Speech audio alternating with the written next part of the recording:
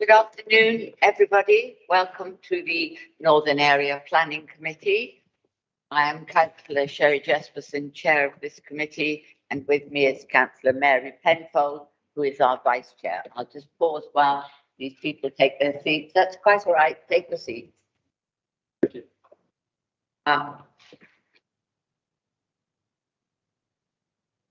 Lovely, thank you very much. So, officers with us today at this meeting, we have from the planning team, Hannah Smith, planning team leader, senior planning officers, Cass Warman, Ross Callahan, Richard Temple, Jim Bennett, and Jane Green.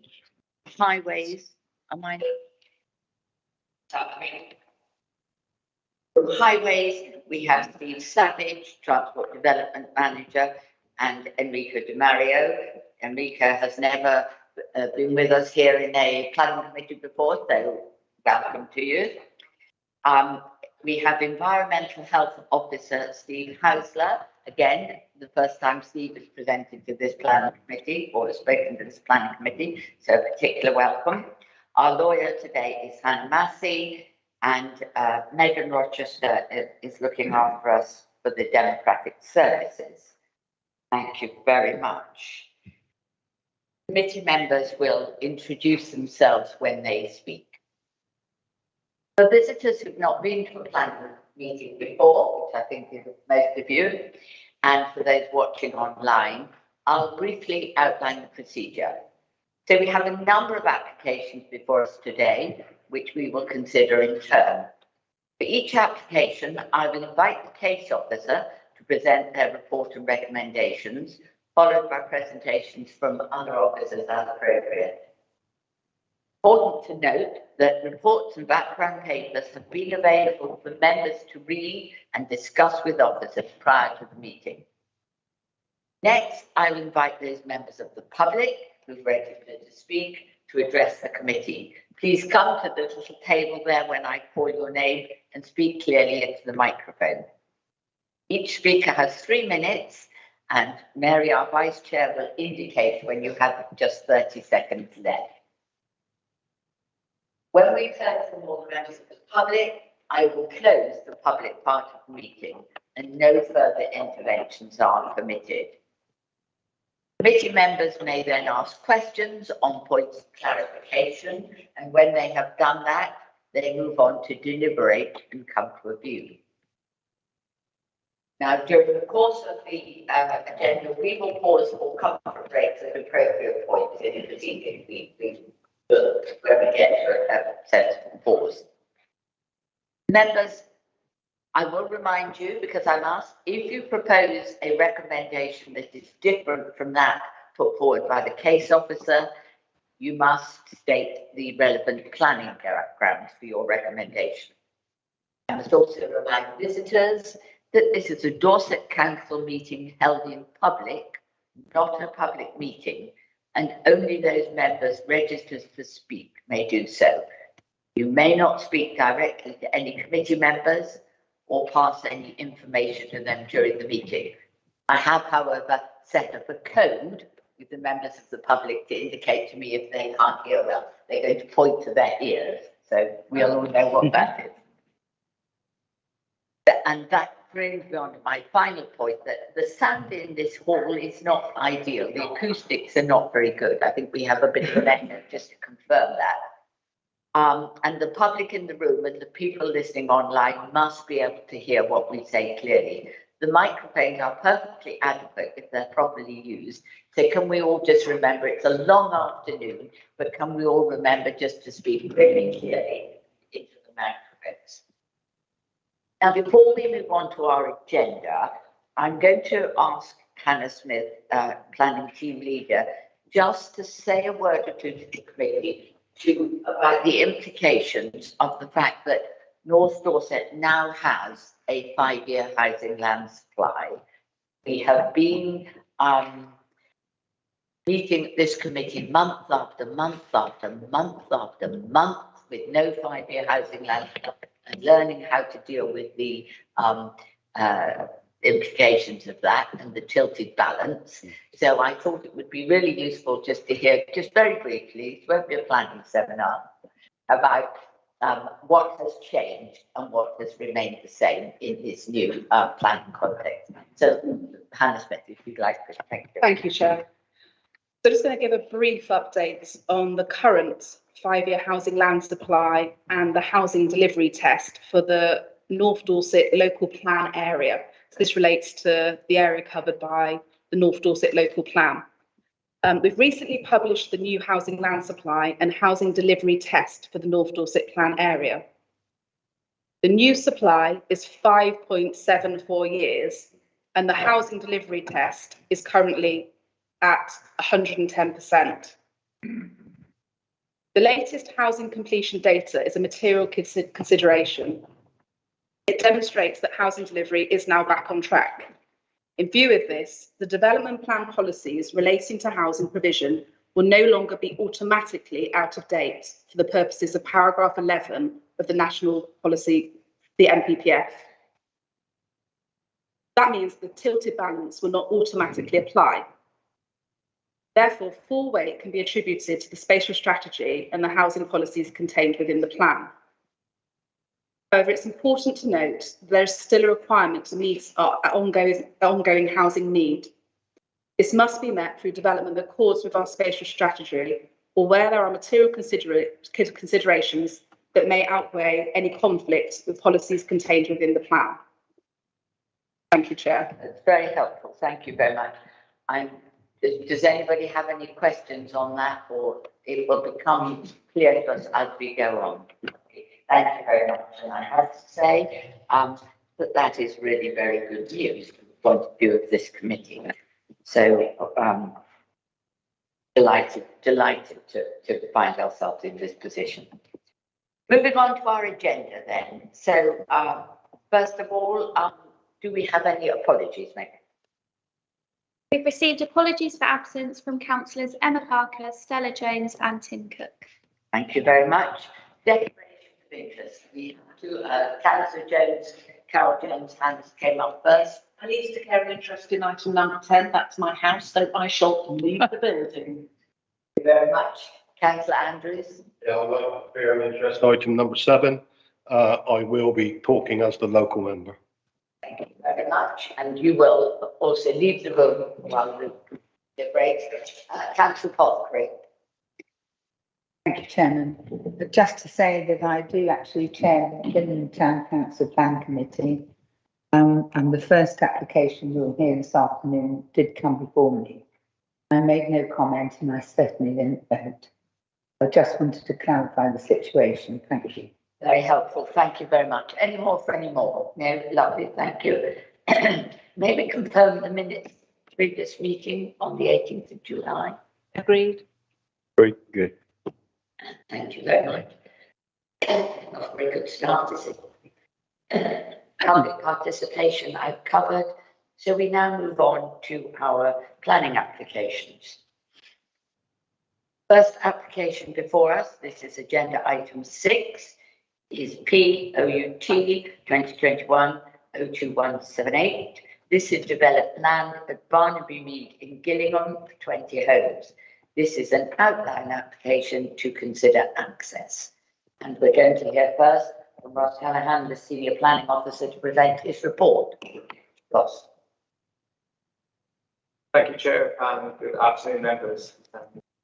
First of all, there are a couple of references in the committee report to a lack of 5-year supply, but as my colleague has previously said, there is now a 5-year housing land supply in North Dorset, and so the NPPF shows that balance no longer applies.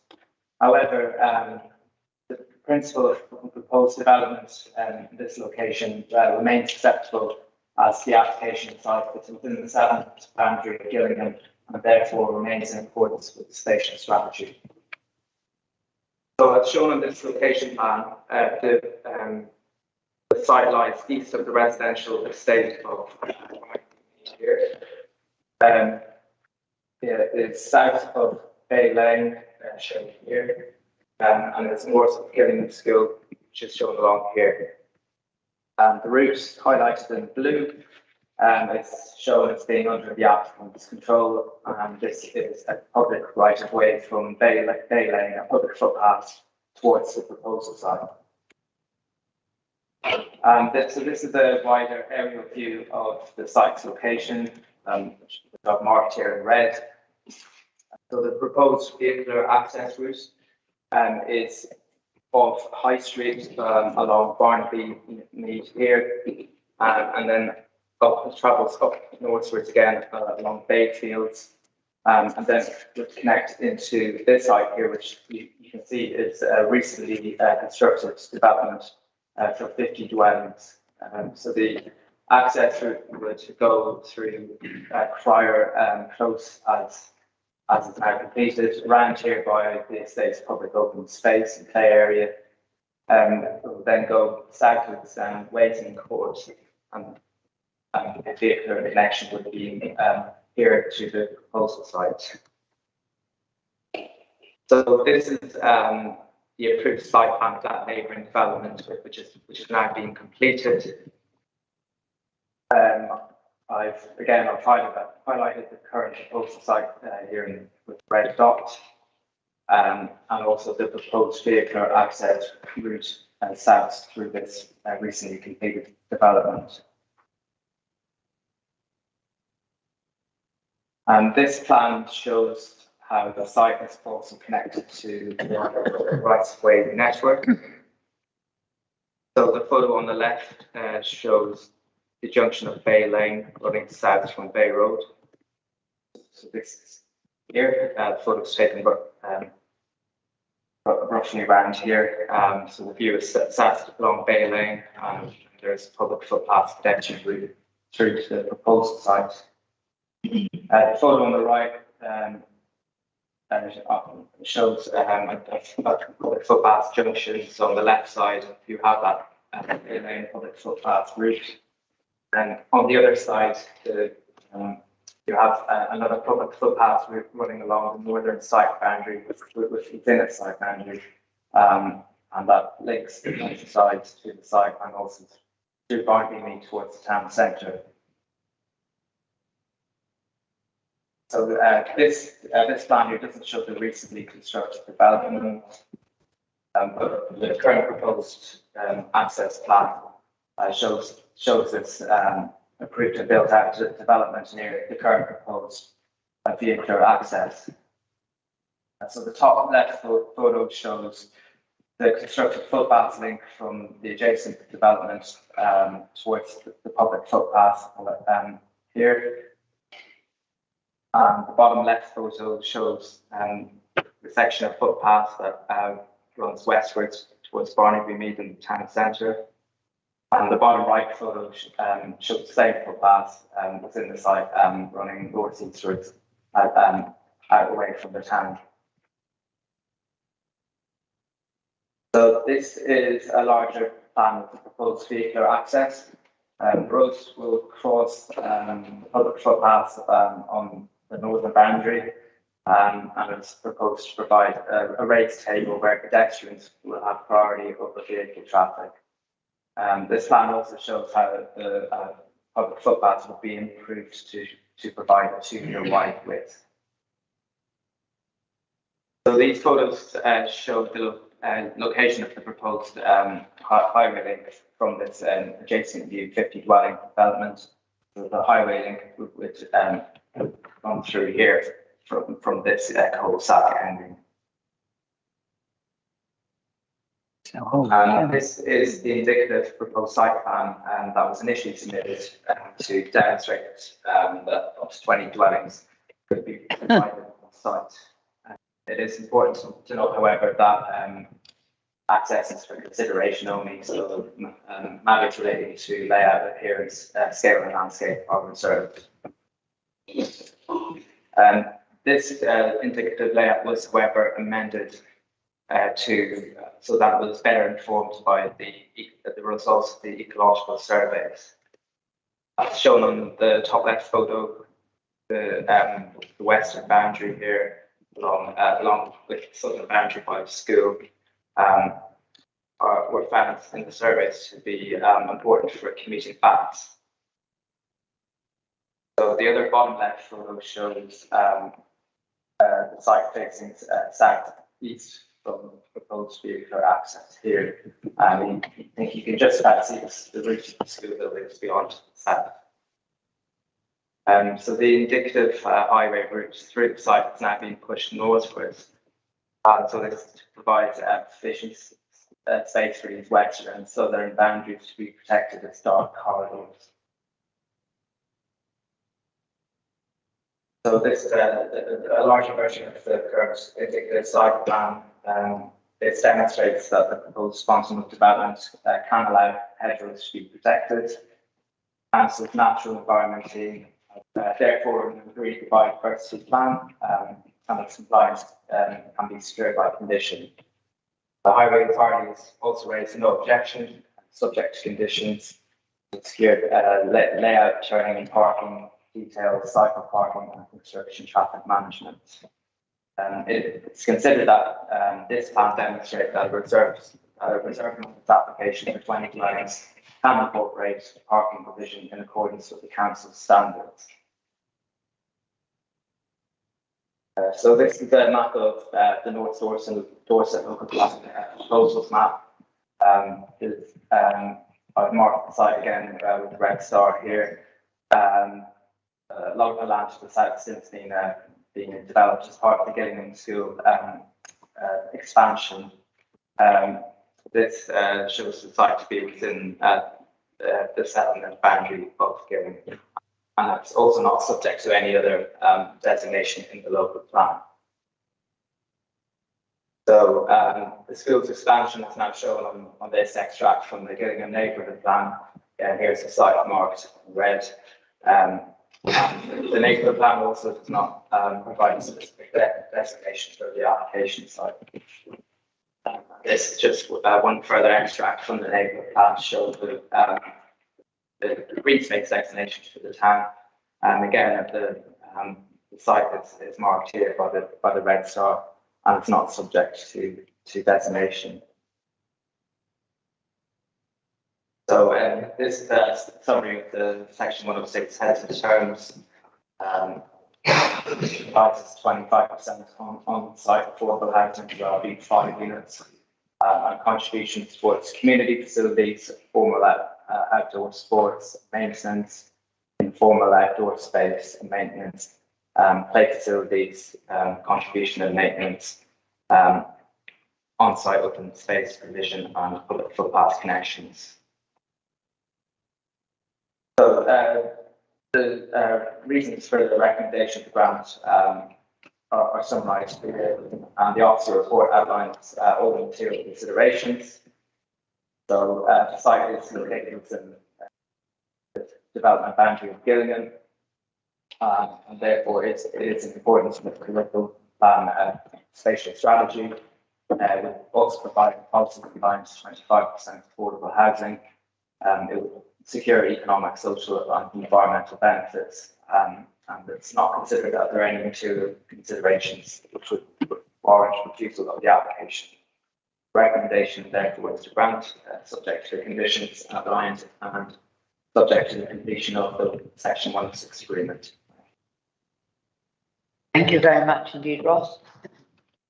We are now here from Steve Savage, Transport Development Manager, who will expand a bit on the highway matters. Yeah, this being a outline application for access. Thank you, Chair. Good afternoon, everyone. I won't spend too much time because the case officer's obviously given you a very expansive view of the application. As you've heard, it's access from the recently approved state road immediately to the north. The intention, as you can see, is to extend the estate road through where the arrow was into the site. The hatched area you can see on there is the area of adopted highway or area to be adopted under a Section 38 agreement. The intention being to extend into the site as the means of access. As the case officer mentioned, there's a well-used public footpath there which serves pupils walking from Barnby Mead along the footpath to the rear entrance to the school, or correspondingly coming from Bay Lane turning right or walking towards the primary school. So the intention here of the Highway Authority is to ensure that we have safe and suitable access to the site for all road users.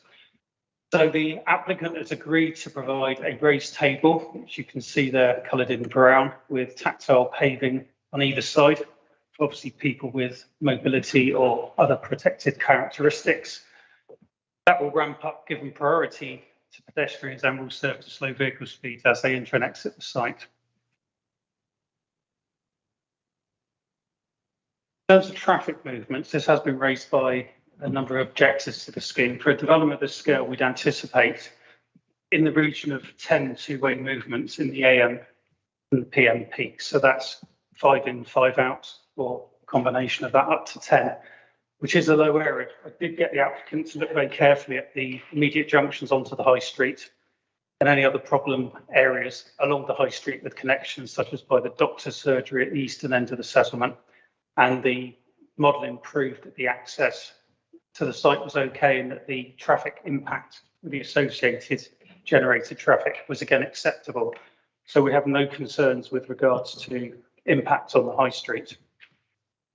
The submission fully covered all highway aspects of the scheme, as the case of some by car parking and cycle parking points with the authority's guidance within the site village.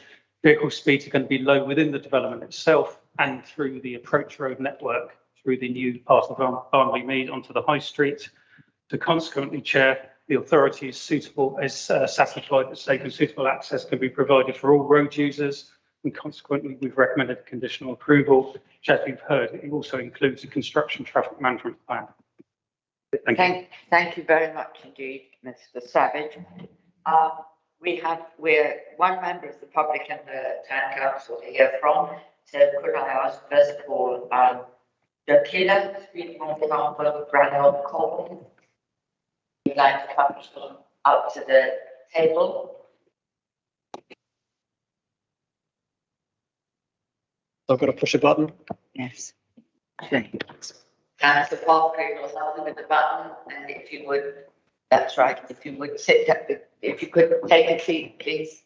I can't see. No, if you wouldn't mind sitting down, thank you. We'll talk about flooding. The site has a base of clay with rough vegetation. The vegetation acts as a sponge during times of heavy rainfall, which can be proved by walking on the site and feeling the scorching nature underfoot. This retained surface water slowly evaporates to atmosphere and percolates slowly into the northern ditch.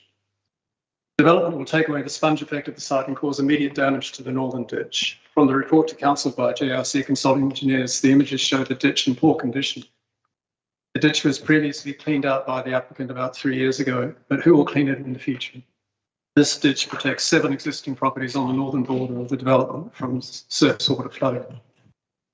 The drainage strategy by JRC dated June 21 was a desktop report. It does not take into account the actual sponge properties of the surface vegetation.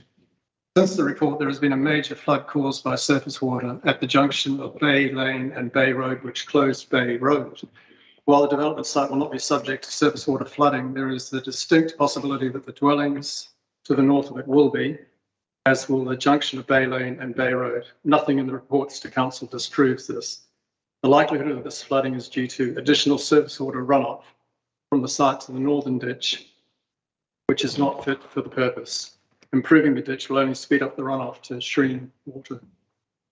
With the history of recent heavy rainstorm, stream water is likely to flood at Bay Road Bridge, and this development will increase the surface water runoff and exacerbate this flood risk. This application should be refused due to the increased flood risk in the adjacent area caused by this development. This is contrary to the ministerial statement, Sustainable Drainage System 2014, Chapter 14 of the NPPF and Planning Policy Guidance. Secondly, this proposal also fails to protect the good school students of Gillingham School. The houses will be located adjacent and overlooking the main outdoors play area of Gillingham School. Allowing vehicular access to this development will mean for the first time vehicles will be crossing a long established footpath, which is already in frequent use by walkers and students alike. In our society, we have good people and we have bad people. Amongst the bad people, we have dangerous drivers and we have pedophiles. If this proposal is approved today, our good school students will consider themselves fortunate if they can walk to school without being hit by a car whilst using the footpath. Yet once at school, these same students will then run the risk of being observed, photographed and filmed by a paedophile enjoying what will be a unique vantage point that this new development will provide. Protecting our school children will remain the highest priority for this council. For this reason, the council must reject this proposal. Thank you very much. We hear next from Councillor Roger Weeks for Gillingham Town Council. Don't There you go. worry. Thank you, Jack.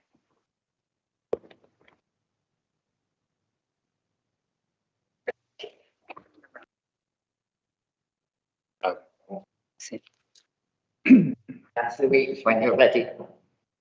Chair, committee members, my name is Councillor Roger Weeks. I'm speaking on behalf of Gillingham Town Council against the proposed development of land between Barnaby Mead and Bay Lane footpath in Gillingham.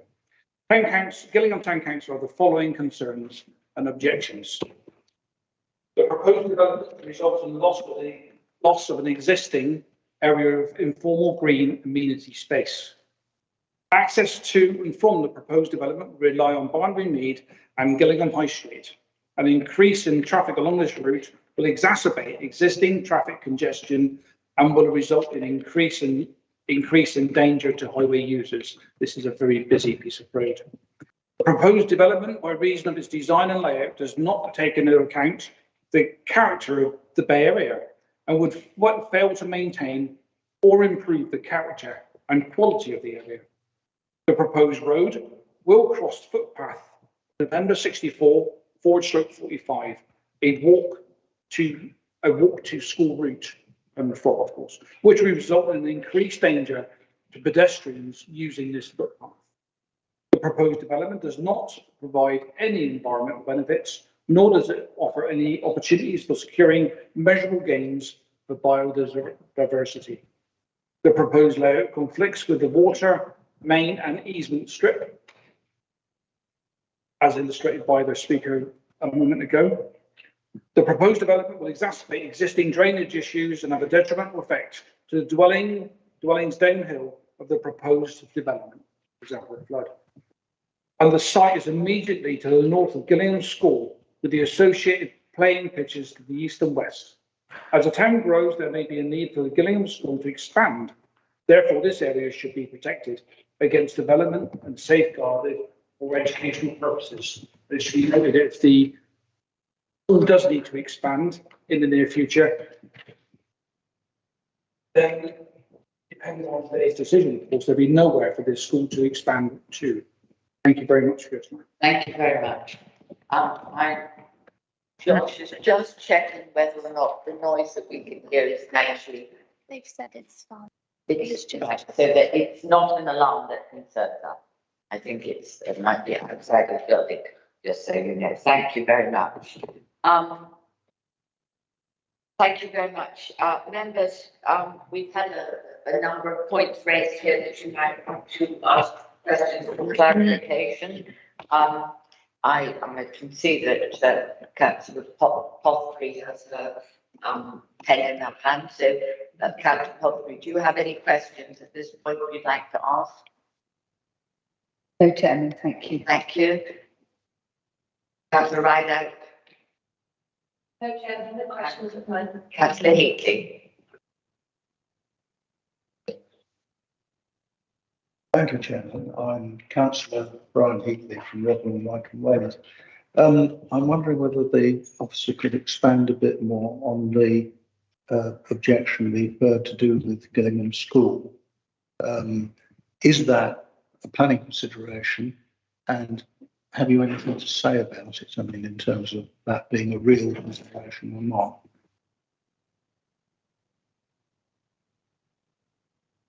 Thank you, Councillor. The application site itself, as outlined, is within the set boundary of Gillingham. Concerns relating to safety are valid planning consideration. However, this site in question is not subject to any land designation as set out in either in the source of the plan, giving a label of the plan. So on that basis, the both residential use is considered acceptable in principle. The precise layout of dwellings and the distances to the school boundary can be considered at reserved matter stage. But it remains that the principle of development is acceptable. I don't think there is sufficiently adverse concern that would warrant a refusal or defending that refusal at appeal. Does that answer your question? I think so, but I'll leave it. Yes, because of course we're looking at access only today. So it might be something that the relationship with the school might be something that would come out at the reserved matter stage. No. Any other questions? Councillor Fry. Thank you, Chair. Councillor Les Fry, Dorchester West. I do have a few questions, please. First thing we've heard about flooding. Can you explain about the flooding as a flood plan? I do have 3 or 4 other questions in a minute, please.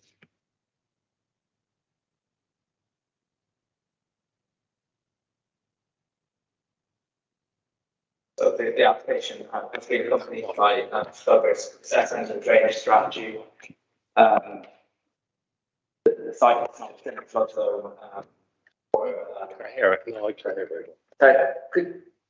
you turn yours off? Can you move it closer to you? Yeah. I wasn't very far. The site's not within the surface water flow risk zone either, as outlined in Environment Agency mapping. The proposed drainage strategy has been reviewed by the flood risk management team. They considered that the SUDS hierarchy has been applied. The proposal does include discharging surface water runoff into the ditch which runs along the northern part of the site. The proposal also includes an attenuation basin in the northeast end there, where the SUDS pond is indicated. The applicant has undertaken further inspection of the site, provided an update to the strategy, which confirms that they have a right to discharge into the ditch, and that it has been demonstrated that greenfield runoff rates will be retained, and it is considered that a detailed drainage design can be and management scheme can be conditioned as part of the consent, and that is one of the conditions proposed. Does that answer that question? That does partly. Who would maintain the ditch if this is given permission? Would that be down to the applicant in the lifetime of the estate? Yeah, we don't have a precise management plan at this stage, so condition 13 of would require a detailed surface water management scheme to confirm the management details, and that would need to be detailed and justified, and that will move back for consideration by a flow risk management team. And that could be conditioned. Yes, it's listed as condition 13 on the committee report. Thank you. I'll move on. The crossing footpath, Steve, is that a risk to people when the road is designed a crossing footpath? I mean, these are questions we've heard. Yeah, and could you also, when you answer that question, just in case not all of us are such experienced highways engineers as you are, explain what you call a raised table. Just explain what that is. Crossing. First thing to bear in mind here is that the raised table, the crossing mechanism, will be covered by Section 278 of the Highways Act, constructed as off-site highway works, which goes through an audit procedure. It goes through a three-stage audit procedure, which obviously looks at all the pertinent safety concerns. Now, I've already run this past our development team to ensure that it's going to pass the stage 1, which indicates that it is safe. The raised table you can see there, the actual raised part is the brown element, and it's basically to ensure that you can see the ramp side, the side with the black arrows on, that a vehicle would be driving up the ramp, but then be on the ramp and driving down. But like a sleeping policeman. It's like a sleeping policeman, but obviously substantially wider, so we don't have the associated noise or damage to vehicles.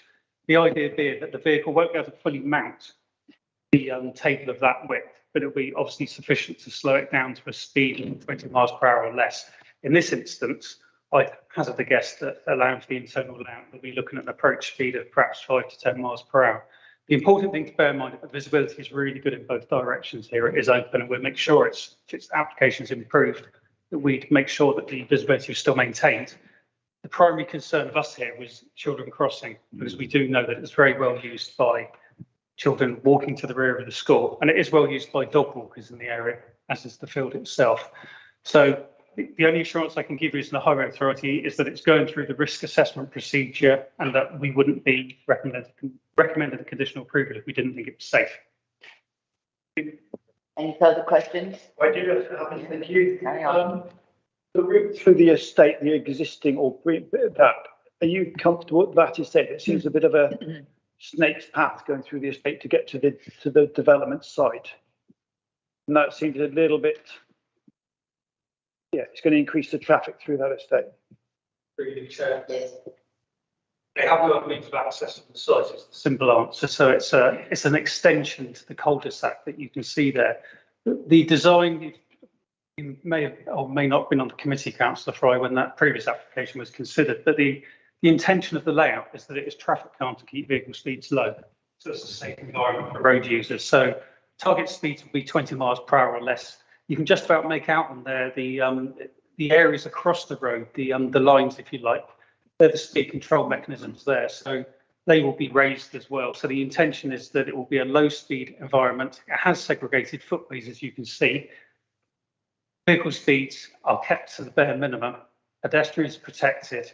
The other thing the case officer also mentioned was that you can see from the plan to the west of the access road, there's a very wide paved area, which is the footway cycleway, a 3 metre wide footway cycleway, which was put in to try and segregate the vehicles from main road onto that footpath. I think at a very logical point, which you can just about see in the top left-hand corner there, which is why the road itself is being punched through to the network to the north, but the footway itself is to the left, segregated well away from it. So we're confident that the whole network through Barnby Mead is an appropriately traffic calmed area. When push comes to shove, obviously Barnby Mead itself isn't traffic calmed, it's 30 miles per hour. It is parked very often on the western side by vehicles, which serve as traffic calming measures.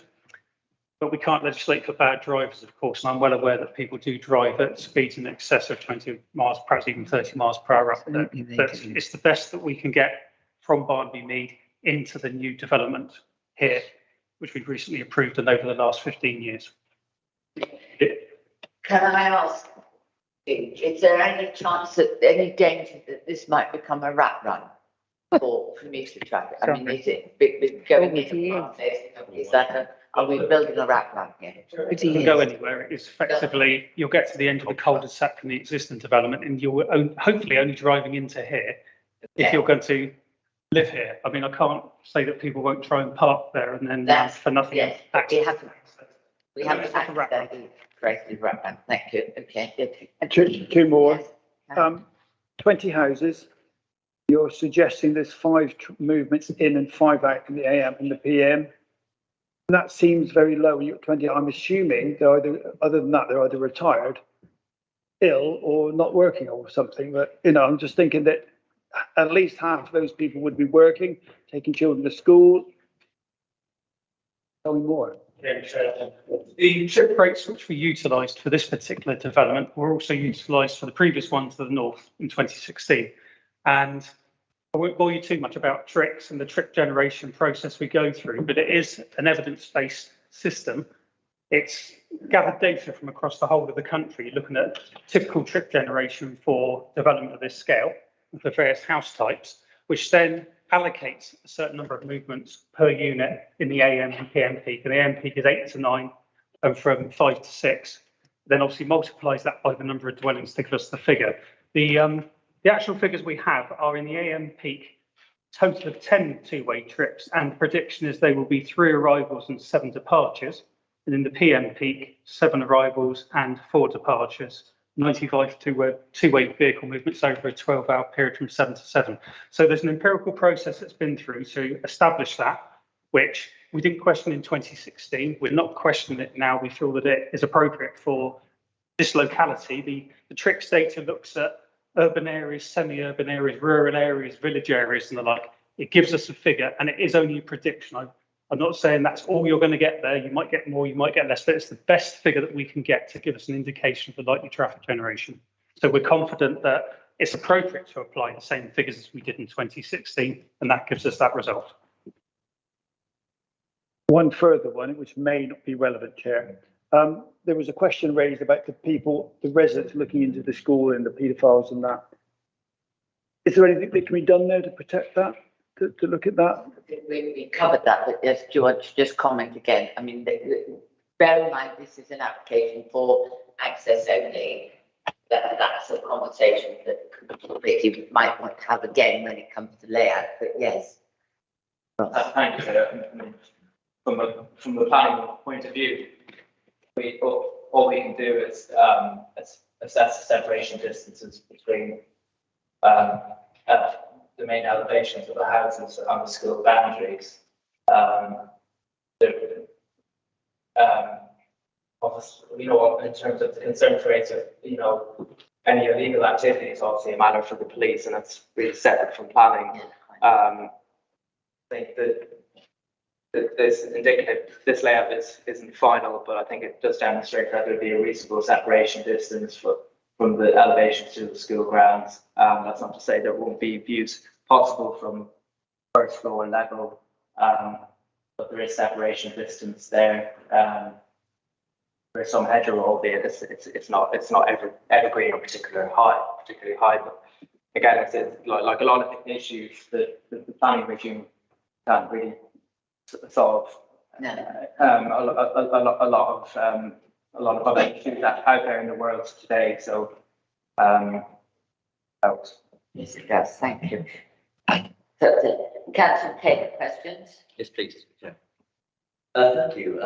2 questions really. Councillor Pryor's basically edged on a few of them, but the highways is the one that I really want to go deep into with the access is emergency vehicle access. The thing is that I feel I'm snaking around that road, coming into that state in case something's drastically going wrong, that we've got good access. The developments of the north is obviously suitable for emergency access. This is simply an extension of that round the bend to another turning head at the end. So the access from the north is a 5.5 metre wide carriageway, which is suitable for large vehicles to pass. The intention will be, if the site is offered for adoption, we'd be looking for a 5 metre wide carriageway in the new development, again suitable for 2 vehicles to pass. In my experience, for emergency vehicles need to get in, they get in. Right. There is no other alternative access to this site, if that is your question, because as you can see, there's a plethora of pedestrian links through, but it is a single access point. We have no hard and fast guidance which says you must have an emergency access point for X number of dwellings, but I can probably think back many, many years, and we might have been looking at 300, 350 dwellings before you needed a separate emergency access. So that isn't an issue that concerns us. Chair. Second question is the fact is that I really find this ramp road thing a bit odd. I know we're talking about access and feasibility of the ramp and the footpath. I really do not. I think I'm uncomfortable with this because the fact is that it's a well-established footpath, and the fact is that it's an access, pedestrian access for many people of the town. So I'm just wondering that you said the risk factor was there, which it is, And the visibility, is it good enough? Not 100%, because the fact is on one of the pictures, you show the green corner with trees and everything else, which has no access, visibility on the access. So I am very uncomfortable with this because the fact is that I don't think for pedestrians, it's not safe to me. Please. In terms of visibility, Councillor Taylor, to the west as you see it, footpath does come through very well hedged area. It is quite dark and narrow through there. It does open up when you come up to here. But the point to bear in mind is that the vehicle is going at exceedingly low speed up the ramp unless it wants to basically bottom out and take the underside of the car off. So the vehicle speeds are low there. The alternative we considered when this first came to us was just extend the road through with a footway either side and just have an ordinary crossing there. And we felt that this was probably the preferred solution because you were minimising the distance that people had to cross and you were ensuring that the vehicle speeds were low. I feel that you would have some difficulty refusing this access arrangement in an appeal scenario because it will go through the risk assessment procedure and it meets with our section 278 requirements. I do take your point, but I would again say if you had that as an ordinary access road through, then the priority would be for the vehicles and we'd simply just have a drop curb crossing as you would on any other road. And that's better than what you're offering here is. I feel this is appropriate for a rural area and it does. I mean, my kids have gone to that school. I don't think I'd be wanting them to walk across a road though. I'd much rather they walking across a grace table like this. Thank you. Thanks, guys. Thank you. Thank you. Councillor Templeton, any questions? No, thank you. Councillor Andrews? Thank you very much, Chair. Councillor John Andrews from Sherborne East. My concern was loss of amenity, green space, and I have to say any loss of green space concerns me. I don't know if there's anything they can do about that, but what's on the table at the moment, I hate losing green space. Ferrari will erupt when an informal kickabout area disappears. Yeah. So I have my reservations about that. Safe walking to school, naturally I'm concerned about that as well. So hopefully the risk assessment will identify that there needs to be some kind of formal crossing of some kind, whether that's a zebra crossing or toucan or whatever. But I don't think there's enough traffic movements to warrant that happening. Other than that, flood risk, like Councillor Fry said, but that's it for me.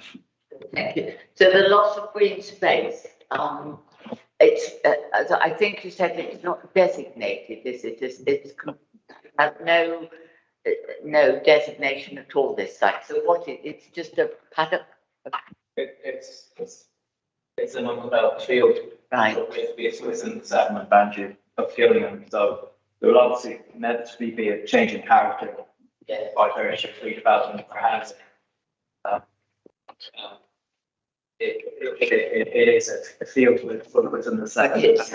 Is there public access to it? I mean, you're saying about the football knockbacks. It's, as I understand it, it's not a open play space. It's a farmer's field. Yeah, public right of way can race to it and around it to the north. But thank you. Yes, good. Councillor Jones, any questions? Questions, thank you. Thank you. Well, that was a good range of questions. I'm not seeing any more questions, so we'll go over to debate then. And as always, I'll look first to the Gillingham members if they want to kick off our discussion. Which of you would like to go first? Councillor Pott. Thank you, Chairman. Balfour for Cree, Gillingham and the Villages. I don't know where to start on this. I realise that with the planning rules, we have very little chance of refusing this. But it doesn't make me able to support it. Just as you could see, jotting around, about 11 years ago, we had a very robust town design statement, which actually highlighted the value of the character of Bay Hamlet. And so everyone in Gillingham particularly, obviously, has been aware of making sure that there's a reasonable boundary to preserve the Bay Hamlet, which is really special, actually. That I would say that, wouldn't I? Unfortunately, over the last 10 years, due to development that's just gone through, and some of it has been speculative, we are now down to the last bit of it. In fact, I notice in Ross's report, it says the distinction between conservation area and the Bay Hamlet has been nearly entirely removed. So this greenfield site is the last vestige of separation. It might not be much, but on the principle of it, it still means that the hamlet would retain its identity. So that's something I feel really strongly about. And although it wasn't allocated in the Gillingham Neighbourhood Plan as a designated green site, it was also not allocated for development. I think it was thought, actually, I don't know why, I think it was thought that it would be protected because the residents have a joint and general enjoyment of it. It is a green space and there are two footpaths that go across it. People are always using it, and as we've heard, children walk to school over it, which in these days, when we're trying to save car journeys, I think is a very valuable thing to be able to do. I am concerned about water. Anyone that knows the area at all will know that the stream water floods very regularly at the bottom of Bay Lane and Bay Road. It has done ever since I've been in Gillingham, which is over 50 years, and nothing seems to be able to be done to reduce that. And this will be more runoff, bearing in mind of the recent development to the side of this one, which was fought very hard against. But anyway, we are where we are. So the loss of amenity is huge, I think. I just feel really sad about this. I can't think of good enough reasons probably to turn it down, but I really cannot support it. Thank you. Thank you. That's right then. Belinda Rockdale, getting on board. I've looked long and hard at this application, and as a local ward member, I received the emails from those residents living on Barnaby Mead, on the High Street, and the developments further on. I hear their concerns, and I appreciate what Steve has told us from the highways point of view, but living on the ground is a bit different. And you can see for yourself the long road that would have to be taken to reach the proposed site and back again. I endorse the comments made by Gillingham Town Council and their objections, particularly with the highways, even the loss of the green space, because as you can see from there, it does give that gap, especially between the school and Bay. I wrangled with this application because there's a lot of things for it and some things against it, but we heard the news about our housing land supply, and I was hoping, yes, maybe I can look at this in a different way and find some reasons to refuse. But still, there are strong reasons because it's still within the spatial strategy, and unfortunately it's not designated. It wasn't designated in the Gillingham Neighbourhood Plan as a development site or a green space. So I think we're going to find it quite hard to find things to refuse it on. But I shall not be supporting it. Thank you. Anybody else got any comments to make? Councillor James. I don't live in Gillingham. But it just looks like a never-ending sprawl. And once we build on that little area, then the next area will need to fill beyond, then the field beyond that. And I'm not too sure at what point we can say, how will our infrastructure cope with the never-ending number of houses being built there? I don't know off the top of my head what the school numbers are, how difficult it is to get a but I just wonder at what point can we look at those or discuss those, especially the tilted balance? I'll leave it there for the moment. Hannah, could you just comment on because the tilted balance actually wouldn't necessarily have been a key point here anyway, because it's inside the settlement boundary. Yeah. Thank you, Chair. I think the question was around also infrastructure. Yeah. When can we say no because of the drain on existing infrastructure? Yes. I think it's important to note when we look at development proposals, developments only have to mitigate the impact of their own proposal. So they can't solve existing situations in terms of the education, the healthcare situation. They have to mitigate any impacts that that development itself causes. And that's why Ross has outlined the Section 106 agreement heads of terms, where there are, thanks Ross, there are various contributions that have to be made to make the application acceptable in planning terms through those impacts. So you can see them listed on there. So it's important to sort of look at it in terms of the impact of this development, I'd say, rather than think a bit more broadly about the impact, the impact as a whole. I think that's really important. In terms of when we can say no, there isn't another logical location that we can go from here, because this is, we're at the border with the school now, and it is a series of cul-de-sacs, if you like, from the older development, 1960s, 70s development, through to Bayfields, the sort of 2000 development, and then the more recent Barnaby Mead and this development. Whether that's acceptable or not is down to committee to look at the access and make a judgment on that. But what I would say is, having walked around the new development and the existing quite a few times now, it is relatively low levels of traffic you're looking at. There are good pedestrian links to the town centre. So although it's a bit of an unusual situation where you see developments linking to other developments, it's not, in officers' view, a poor form of development, because it still provides those good linkages to the town centre in what's considered to be a safe way. Sorry, it's a bit of a roundabout way of answering that question. It was extremely helpful. I mean, I think, yes, I mean, I think that my challenge has to be to those members of this committee who don't like it, on what grounds might you be proposing we refuse it? Because we've had a fairly clear steer from Steve that we wouldn't, a refusal on highways grounds would not be sustainable. Councillor Fry, are you going to come in and say something? Yeah, no, I'm looking at this, and I'm reading Gillingham Town Council's comments in detail here, and looking and trying to find a source where there is grounds for refusal, and sadly there isn't. And I have a great deal of sympathy with them over the Gillingham school needing to expand.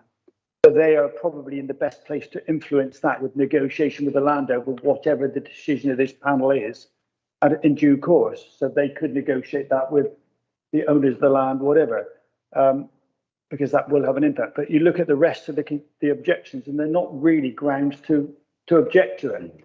And we have to be very factual on what we can do here. Otherwise, we're leaving open a grounds for an appeal and the resulting impact of that. So it's a very difficult one. And I hope the members of the public who are listening to this realise we're caught between effectively a rock and a hard place. And unless we've got substantive grounds to refuse it, we can't refuse it. No. Can I just ask, on the Section 106, is there contribution to healthcare to the NHS? So the contributions are listed in the committee report. Do it. Right. I think we did consult NHS, and they didn't feel that there was an evidence base to justify contribution. So it doesn't include. We asked the NHS though if they wanted some of the Section 106. What you're saying, that's okay, fair enough. Councillor Andrews, did you want to come in? No, I have sympathies with the local members from Gillingham, but once again, as Councillor Price said, we're in a rock and a hard place here, because what grounds of refusal? I could suggest that we refuse it because we're lost of immunity, but it's not an official immunity. Yeah. And I could like say road safety, but actually, is there a road safety problem or not, you know, when they've done a risk assessment? So I could say it's not been allocated in local plans, but that doesn't really stand on its head, does it? You wonder what local plans are all about. Yeah, it's a real difficult one. So yeah, I do have sympathy, but I don't think we can refuse. No, nobody wants to refuse. Does somebody want to propose then that we accept this? Because I think we've taken this as far as we can. Can I have a proposer and a seconder that we grant this application? I'm saying thank you. Councillor Jones to propose, Councillor Andrews to second, and can we put this to a vote? Now, all those in favour of granting this application as per the recommendations in the report, please raise your hands. Those against? That is carried. Chair, is it possible to put some conditions on this, please? Can I have? There are, no, we voted for it, so no. There are conditions on this. The conditions that I think you will be wanting are ones that we will be putting at reserve matters. I'm looking at effectively drainage, maintenance of the ditch, ensure that there is a drainage. And a hedge at the bottom. Yes, there is a drainage condition, but actually we can't do that now because we've already voted. Sorry.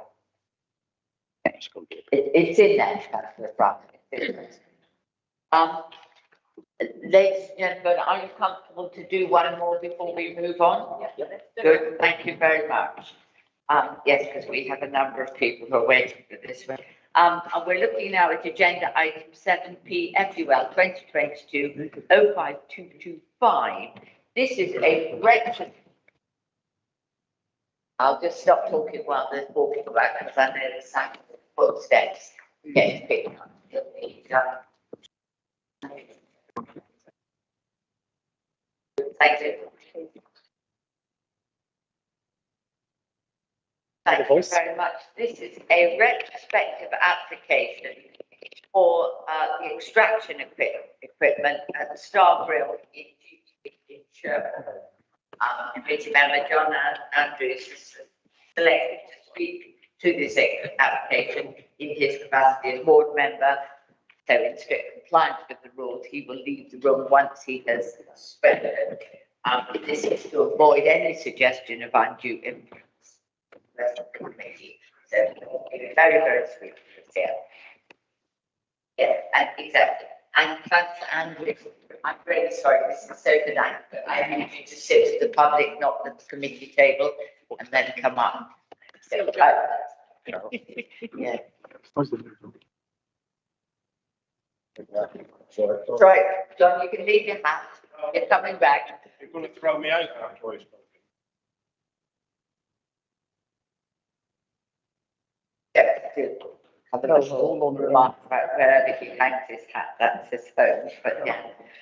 Okay, are we good to go? I'm going to ask then Planning Officer Cass Warman, first of all, to give us your report. Cass, over to you. Thank you. So I think a bit of context. We're in Sherborne Town Council, Sherborne Town Centre, the bottom cheap streets within the secondary shopping frontage. It's within the conservation area. The building itself is grade 2 listed. The application is retrospective. Hot food takeaway is currently operational, and an additional section of flue has been installed. This is what it looks like from the front currently. And just to start with the issue of the flue, so the application is in kind of two parts: the change of use and it is installation of an additional part of the flue. So the extract equipment was already consented as part of the Tamburino pizza application in 2018.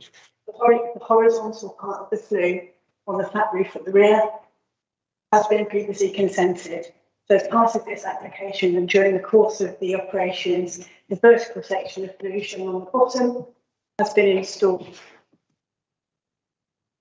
This horizontal section of flue was permitted in 2018 as it was considered by conservation as resulting in less than substantial harm, but that less than substantial harm was outweighed by the public benefits of providing ventilation and odour mitigation for the Tamburino's pizza takeaway.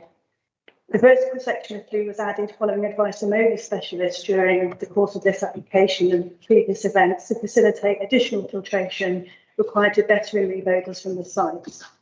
Advice from environmental health officers have confirmed that this section of vertical flue is required to provide the required additional filtration to better remove odours from the site. Conservation officers have been consulted on this additional section of flue and are of the opinion that it results in no significant or additional, less than substantial harm than already has been incurred, and therefore it would not warrant their objection, considering that the horizontal section of flue is already consented.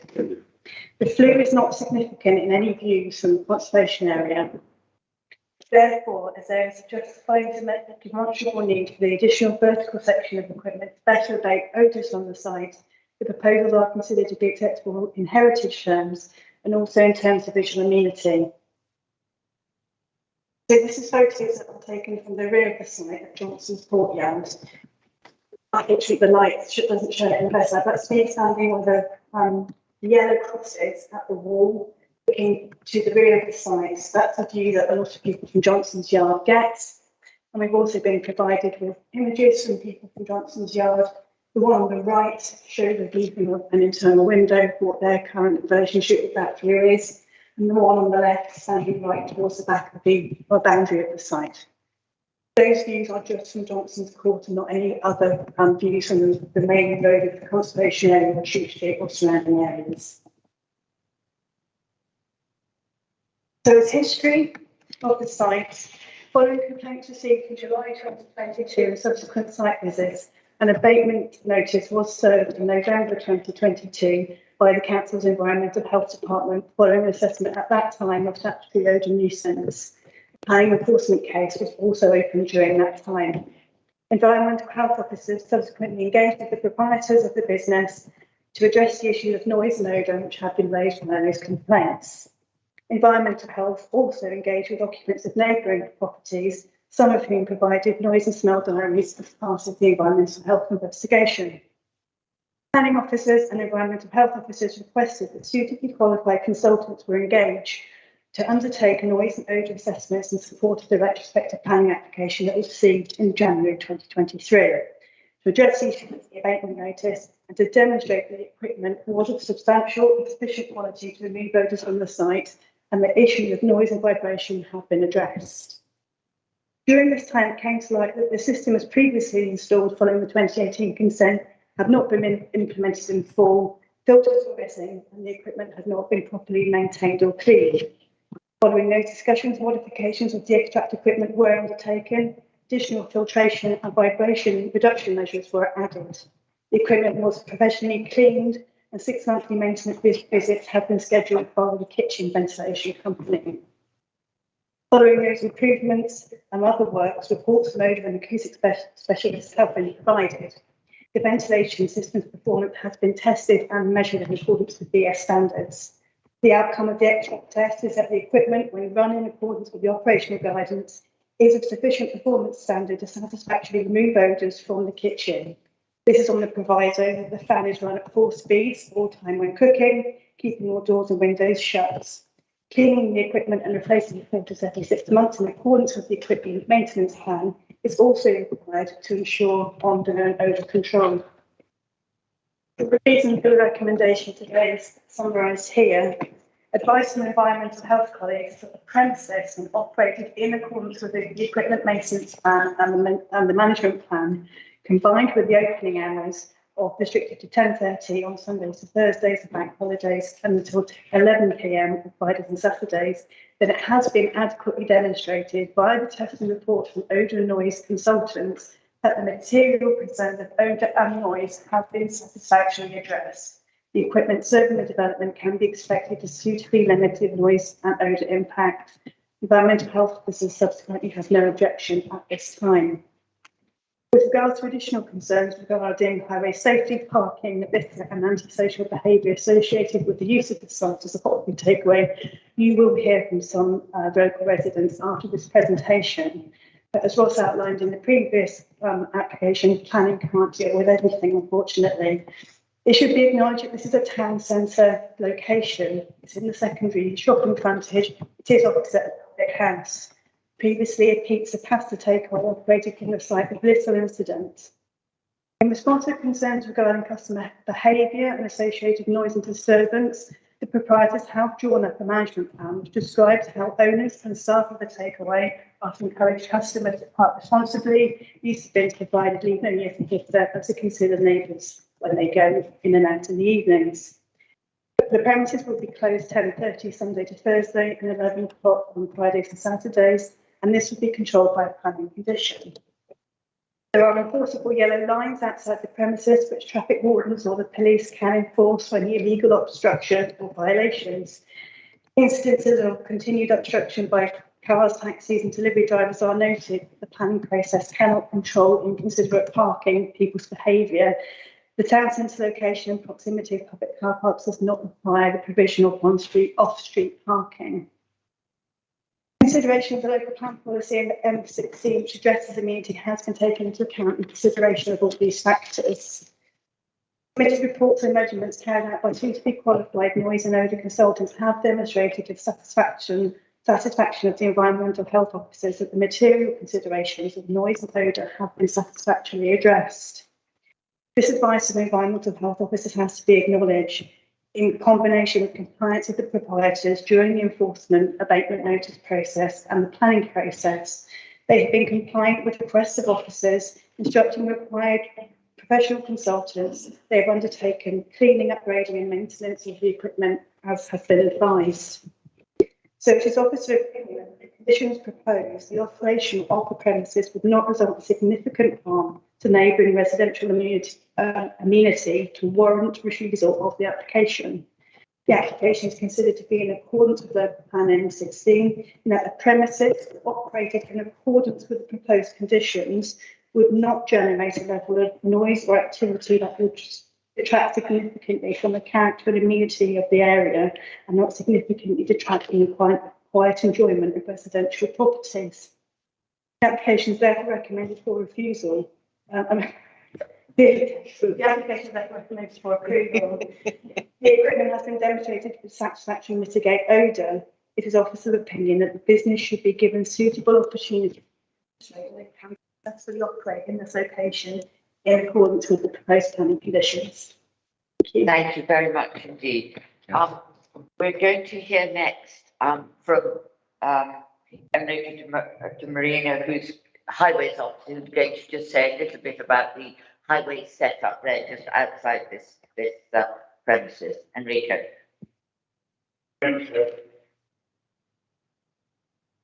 I've been out and visited the site, and I made a full assessment of development and the proposals, and I found that there is no visible impact who's going to have any negative impact on the highway.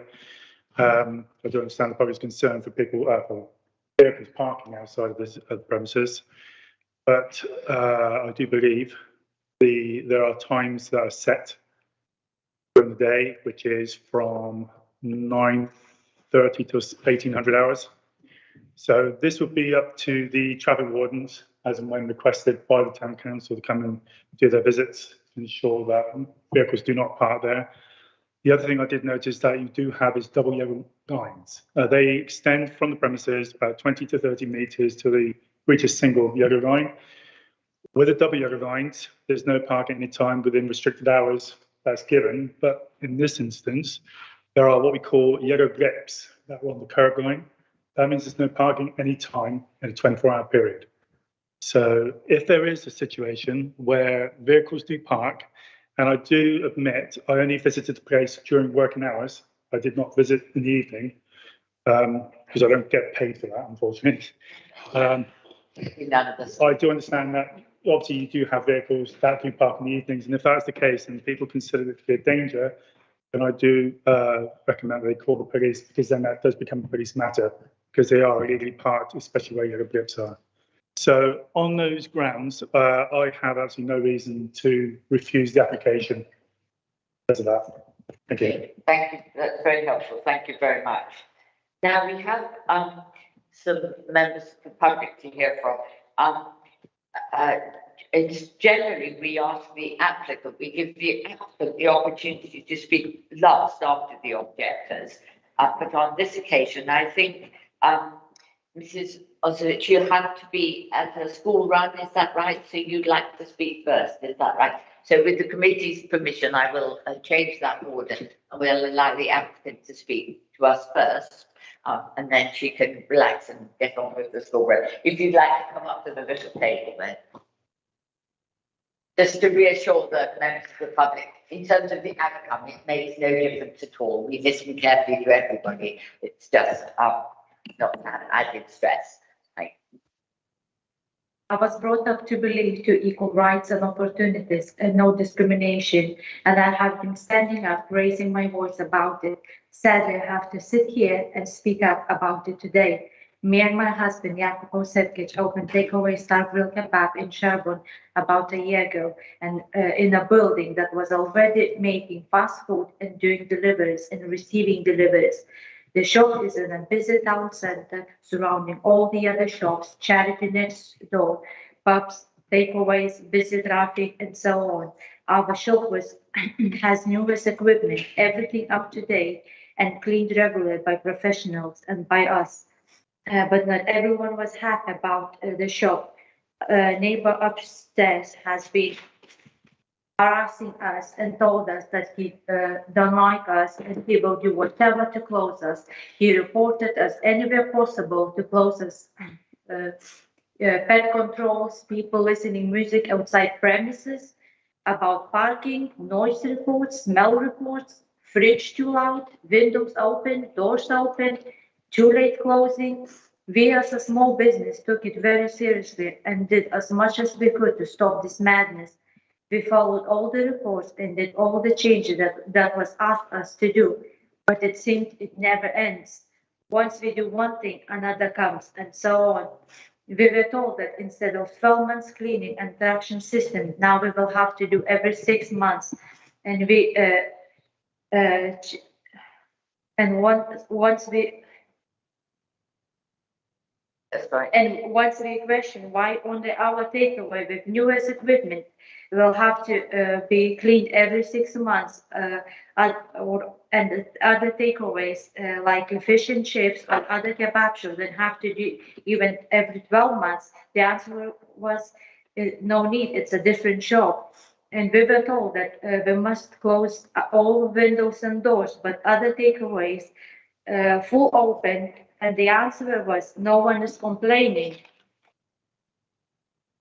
We have delivery that comes once a week, and that's a problem, but it's not a problem for next door charity shop who has recycling one coming next to our shop, pharmacy one opposite our shop, and all the other pubs deliveries that comes along.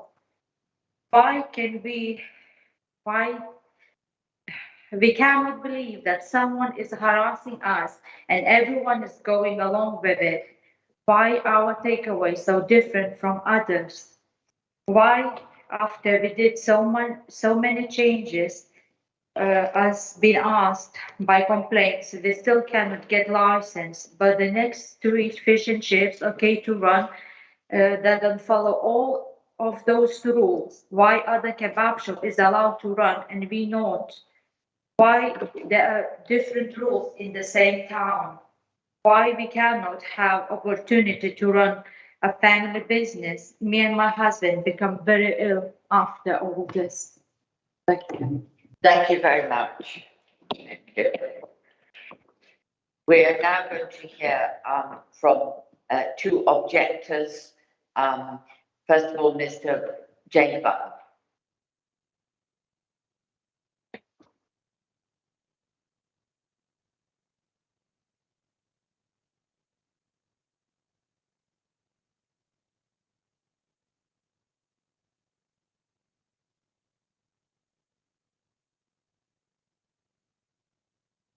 Thank you, Chairman and councillors, for listening to me today. In response to some of the comments, I would say the last 15 months have provided evidence of what happens if a takeaway operates from 91 Cheap Street. In July 2022, I informed the planning department that changes had been made to the layout and operation of the premises, and this communication was dismissed erroneously. claiming planning was in place, was in fact only in place for a cafe restaurant, not a takeaway. The existing planning required limited opening hours, cafe restaurant operation, adequate extraction and noise limitations.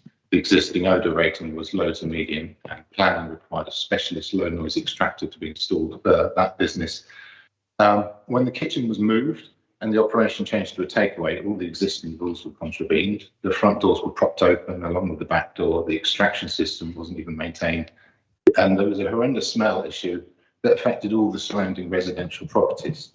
Now, I did go in to see Onion Eggs on one occasion, hoping they'd be sympathetic to the problem and offer to make some effort to mitigate it. But I wasn't greeted with any sympathy or any intention to do anything about that. It wasn't until environmental health got involved, and it took them 4 or 5 months actually taking the action. So there was a problem here. It's affecting people's enjoyment of their own homes, and recommend some mitigating updates to the system that was required to be there. Obviously, no one had applied for planning permission. None of these things had been considered at that point. The other contraventions were the new takeaways today open way beyond the existing curfew on 11 p.m. when the previous occupants, Dominique and Salvatore, would vacated the premises by 11. They shut at 10. And it did lead to some antisocial behaviour in the street, which is not spot that was behaving antisocially, but the circumstances allowed that to arise. There was nowhere else for people to go to the loo, so they urinating doorways, and I got threatened on my own doorstep for objecting to someone urinating in my doorstep, and threatened to knock my block off, which was unpleasant. The drivers and customers naturally at night, there's no restrictions, as the councillor said. He didn't see the place in the evening. There isn't the means. I understand the council has very limited resources. They don't have the means to know the full extent of the effect of this business in this place. And I do feel sympathy for the owners of the business, because I feel they've been misled by a landlord who has told them untruths about what was allowed, and they've gone in good faith, tried to make a business, and ended up causing a nuisance, which I don't believe anyone entirely intended, but everyone's trying to make a living. Your time is now up. If you could wrap up, please. That may have was 3 minutes. So I would wrap up by saying I understand there aren't the resources to police this, either the parking or continues sort of maintenance. I really hope all these problems could go away, but given the experiment of the last 15 months, I couldn't open my doors and windows in the heat wave last year because of the smell, and no one would do anything about it, and it took a long time to deal with it. Thank you for listening to me today. Thank you very much. We hear next from Patricia Birchall.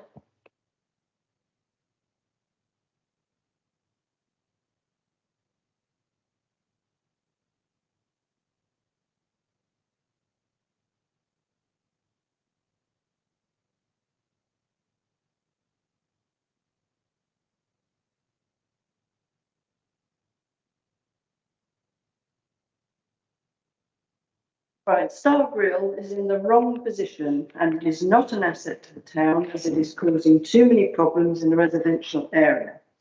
Not their fault, but it's happening. There is absolutely no legal parking available anywhere near to this takeaway when it's open. All their customers park illegally and dangerously, causing chaos with vehicles abandoned, sometimes with doors left open and even double parked, always causing traffic flow problems with shouting and horns blaring well into the night. When open, even the takeaway's own delivery vehicle is continually parked illegally right outside. The council must not ignore the vital dangers involved. They have a duty of care to pedestrians and road users. The police commissioner has actually written to us and clearly states that he is adamant the police are far too busy to be even interested and will be taking no actions whatsoever. I have the letter if you want to see it. The highways enforcement team have told us they have no traffic wardens available evenings or night time, nor will have. The council will have blood on their hands if they blindfold themselves to the potential accident that is about to happen. The unacceptable noise continues from customers displaying aggressive and foul behaviour, leaving waste sitting on the curbs, shouting as well as urinating and vomiting in our doorways and courtyard whilst waiting or eating their food. No efforts whatsoever have been taken to clear up the amounts of rubbish and unwanted food abandoned on the pavements and roads, which is just left for others and the rats to clear up, which we've seen. Their waste bins are left on the pavement, completely blocking the way for pedestrians, disabled and the aged. The extraction unit at the back is unacceptably visible. The residents have paid good prices for their properties to avoid this kind of visual pollution. Why should we accept it? The mental health of the residents all over there are being dangerously affected since this invasion, which is of great concern and very wrong. Scarborough are very aware of the upset and nuisance they are causing. They have no interest whatsoever in the dangerous illegal parking, rubbish in the street, or their customers urinating in our doorways and courtyard, or even the smells which have actually corrupted our lives, other than the environmental health's formal actions to attempt to quell it. There is not a hope in hell anything to improve or change, and is ludicrously unpoliceable. Who is going to police it? We have been warned not to approach, as they have a reputation for anger and unpleasantness. I can't vouch for that, but I'm told. So I've never been in there. Can I just, the time's up? Your time's up now. I must ask you to stop. And I have, I think that, yes, please, as quick as The you can. business is so clearly in the wrong position, and the proprietors are totally and utterly disinterested in their neighbours and neighbourhood, or we would not be in this situation 14 months on, standing here today. Yes, thank you very much. I would just ask the committee to be cognizant that those last remarks are hearsay and not planning matters, because it's not a court of law, this is a planning. Thank you very much. We're going to hear next from the town council, Councillor Vaughan Coleridge Matthews.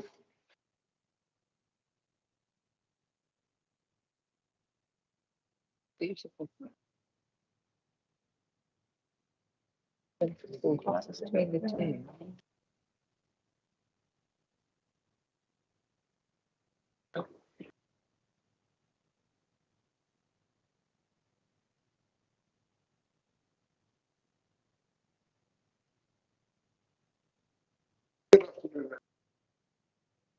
Matthews, I'm the Deputy Mayor of Sherborne Town Council.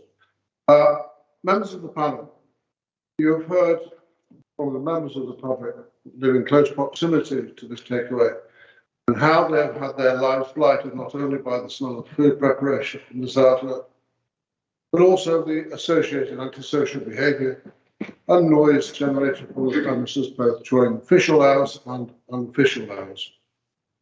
Sherborne Town Council continues to object this planning application. It upholds the objection it made when it first consulted in March 23. At that time, the Town Council were aware of a number of strong concerns which had been expressed from nearby residents about this takeaway. Concerns at the time related to the alleged noise and smells generated from the facility, dangerous parking, particularly on the no waiting, causing obstructions and danger to other road users and pedestrians, antisocial behaviour, late night operating beyond the 11 p.m. restriction, which I understand was being investigated by the appropriate organisations. Town Council has been in communication with all of the agents involved with this application, and we are grateful for their time. In these times of austerity, there's obvious lack of resources to make regular checks on such premises to ensure that the tenant is totally compliant with all the associated regulations that apply to this food outlet, i.e. food hygiene, environmental health matters, police, conservation, parking, and as such the tenant seems to be unable to apply such rules to himself, i.e. not using the extractor fan system by leaving the front and rear doors open, and also leaving the windows open at the front and the louvered windows at the top. And I have a photograph here taken at 21 minutes past 7 last night, where the louvered windows are all open at the front of the shop. Hence, the extractor fan is not being used, the smells come out. The residents have attended Sherborne Town Council planning meetings and voiced their concerns. Sherborne Town has listened and we voted on this, and it was 100% refusal by every councillor. Ultimately, Dorset Council has the final say on planning applications. Sherborne Town Council is merely a consultee with planning applications. Planning application up to Sherborne has followed a democratic process up to this point, and those residing nearby objecting to their strongest terms have been heard. Despite all of these objections noted and voiced, Dorset Council members elected that the planning application should be accepted. There are numerous food outlets in Sherborne: Italian, French, Chinese, etc., and even a kebab shop. All operate in harmony with the town, and there are no complaints or objections. Town Council remains concerned that the noise and smells generated from this site. 3 minutes is up, if you could wrap up. I can round it up, and thank you. Thank you, Chair. So I will now call upon the members of this panel to strongly reconsider their original decision to approve, and in view of all that they've heard today, to now let common sense and the democratic process prevail and to reject this planning application. Thank you very much indeed. Thank you. Finally, we hear from the board member, Councillor John Andrews. John.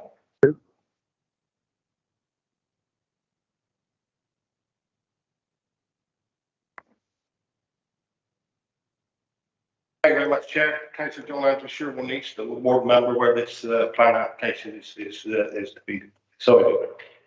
So I heard from the objectors and town council. I would uphold exactly what they've said. I only visited one premises or one resident Saturday about 4 weeks ago, and the smell from the night before was still in the house. It lives right next door. So the extractor might work taking something out of the building, and the smoke might be less than what it was, but the whole of the area was smoked out. That's Johnson's courtyard. As for the conservation officer saying it's acceptable for that upton to be in where it is, it's totally unacceptable. It's quite visible from several of the residences in Johnson courtyard. As you've heard, Highways visited during working hours. The kebab shop opens at 5-ish, 5:30. Most of the problems occur between 6:30 and 8:30, maybe 9 o'clock, where there is clear obstructions right on the junction of South Street. With the no parking any time with the blips on the pavement. And quite clearly, one day there's going to be an accident. You can see it coming. As far as any planning considerations go in terms to object to this, I strongly suggest that the environmental issues, the smells, etc., and the noise that from the shop come into play. Clearing up waste after their 11 o'clock hours in the back area with the doors open causes a problem. And also the road safety issues are paramount there. As you've heard, the highways team didn't visit during the hours when it's most at play. Please bear in mind this is a retrospective change of use that has been operating since July 2022 without permission. Previously, it was a pizza cafe which shut at 10 p.m. before, and you didn't have the toxic smells that were coming out of the currently. The inside layout was changed, and now have a takeaway on occasion they have stayed open past 11 o'clock without a takeaway license, which they're required to do. One thing I will say, in partially summing up, because I think it must be up to 2 minutes for you now, you don't expect to open your door in your residential street by somebody with a kebab in one hand and something in the other and urinating on your doorstep. It's disgusting, it's abhorrent. So that is one of the things that comes out as the anti-social behaviour. Also, not being able to open your windows in hot weather because the smell is toxic is even worse. This is a totally inappropriate place to undertake at this point. The residential area, when people bought those houses, back in the past, they bought those houses, they never expected to have a takeaway on the doorstep. bit like somebody moving in next door to a pub and objecting. This is the other way round. They had a perfectly nice, stable place to live. Wasn't being affected at all by toxic smells, etc., or horrible smells. Shouldn't say toxic. Now they're all faced with it. So the takeaways moved in next to them, not them moved in next to the takeaway. So 3 minutes last. Okay. Yes. No, that's really helpful. Thank you very much indeed. Good. I'll now leave the room. Yes. Before we go to questions, and we have Steve Bosley here, the environmental health officer, who's going to be able to answer a lot of the questions. I think we need just to clarify some principles here so that the committee know what we are being asked to decide. This is this application is for continued use of or it's for a retrospective application for the fluid. Can you just clarify for us, because we've had a number of queries thrown about whether or not there are correct permissions in place for the use of this property as a takeaway and the hours of work and so on. I think the committee needs to be very clear about that and what exactly it is that we are able to decide today. So could you just explain all of that for us? Sure. The 2018 application was for change of use from a shop to an A3 cafe and restaurant with pizza takeaway. So that is different from a hot food takeaway in this context. So the change of use is required in this instance for a hot food takeaway because the nature of the cooking is different from a pizza oven only. So that was why it was able to go from the 2016 as a cafe restaurant, because the only cooking was for pizzas rather than a deep fry. But does it have planning permission now to be a hot food takeaway? No. No. So this application seeks to regularise the hot food takeaway aspects, the change of use to the hot food takeaway aspects, and the installation of the vertical section of the flue. Okay. So it would be, and I'm not preempting your discussion, but it would be within the cognizance of the committee today not to grant permission for it to continue as a hot food takeaway, if we so chose. Yes, yeah. And we haven't so chose. So are you all clear about that? So this is what we are. We could decide. We are being asked to grant planning permission for the continued use as a hot food takeaway as well as the flue. And I'm glad we part of the flue. Vertical element. The vertical element of flue. And I'm glad we clarified that because that was not actually clear to me. So that's where we are. So it's not just the flue that we are discussing here today, it's the whole principle of whether or not we are comfortable with this as but if we were to decide not to, because we haven't got the it's the usual thing, we would have to have grounds. Okay, so because this is a recommendation to approve. So is everybody clear about what we are discussing here? And I think I would like to move on to some questions from members of the committee, and particularly questions about environmental health aspects. Who would like to start with questions? Councillor Taylor came up first. Good. Thank you, Chair. Concerned, yes, I am about this, very much so. The fact is the flue, can we have it back on screen, please? The flue is in the catchment area of smells. That's quite apparent. The windows can't be opened and people presumed will be infected with the smells. I'm not, as you probably understand, I'm not really happy with this because the fact is hot food does go everywhere, pizza doesn't. So therefore, I'm questioning the health and safety aspect and people's livelihoods in this area. So therefore, can anybody come back with that one? Thanks. Just to clarify, the issues here from environmental health point of view is from things like this is noise and odour.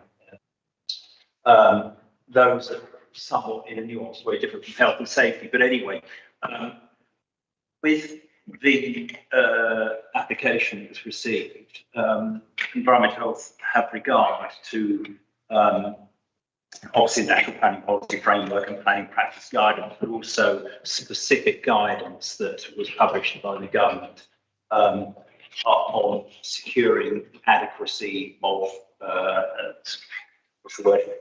Securing amenity, adequacy of amenity in such situations. Now, I'm not the officer who dealt with this, simply because that officer set the authority, a very experienced officer. But I have scrutinised in great detail his files, both in response to the nuisance complaints and also specifically, perhaps a more direct interest to this committee in response to the planning application. And Ed, that's the officer, was extremely diligent in applying those standards. Now, in terms of the role of environmental health there, that's as far as we can go. Of course, there is an element beyond that for members to decide, I guess. But we have to apply those standards to the circumstances that we see. It's a very long document, and it takes account of a lot of things: the type of food being cooked, the location, the closeness to receptors, and then it relates that to things like the types of attenuation in the sort of light flow of things going out of the vent, the height of the vent, the efflux velocity, how quick it comes out, so it goes up to high levels. All those things that guidance addresses, and I'm very satisfied that Ed put this application in those terms through that mill very thoroughly. So do I understand what you're saying then is that the environmental health standards could be met with the attenuation and the measures that are now in place? That could be met.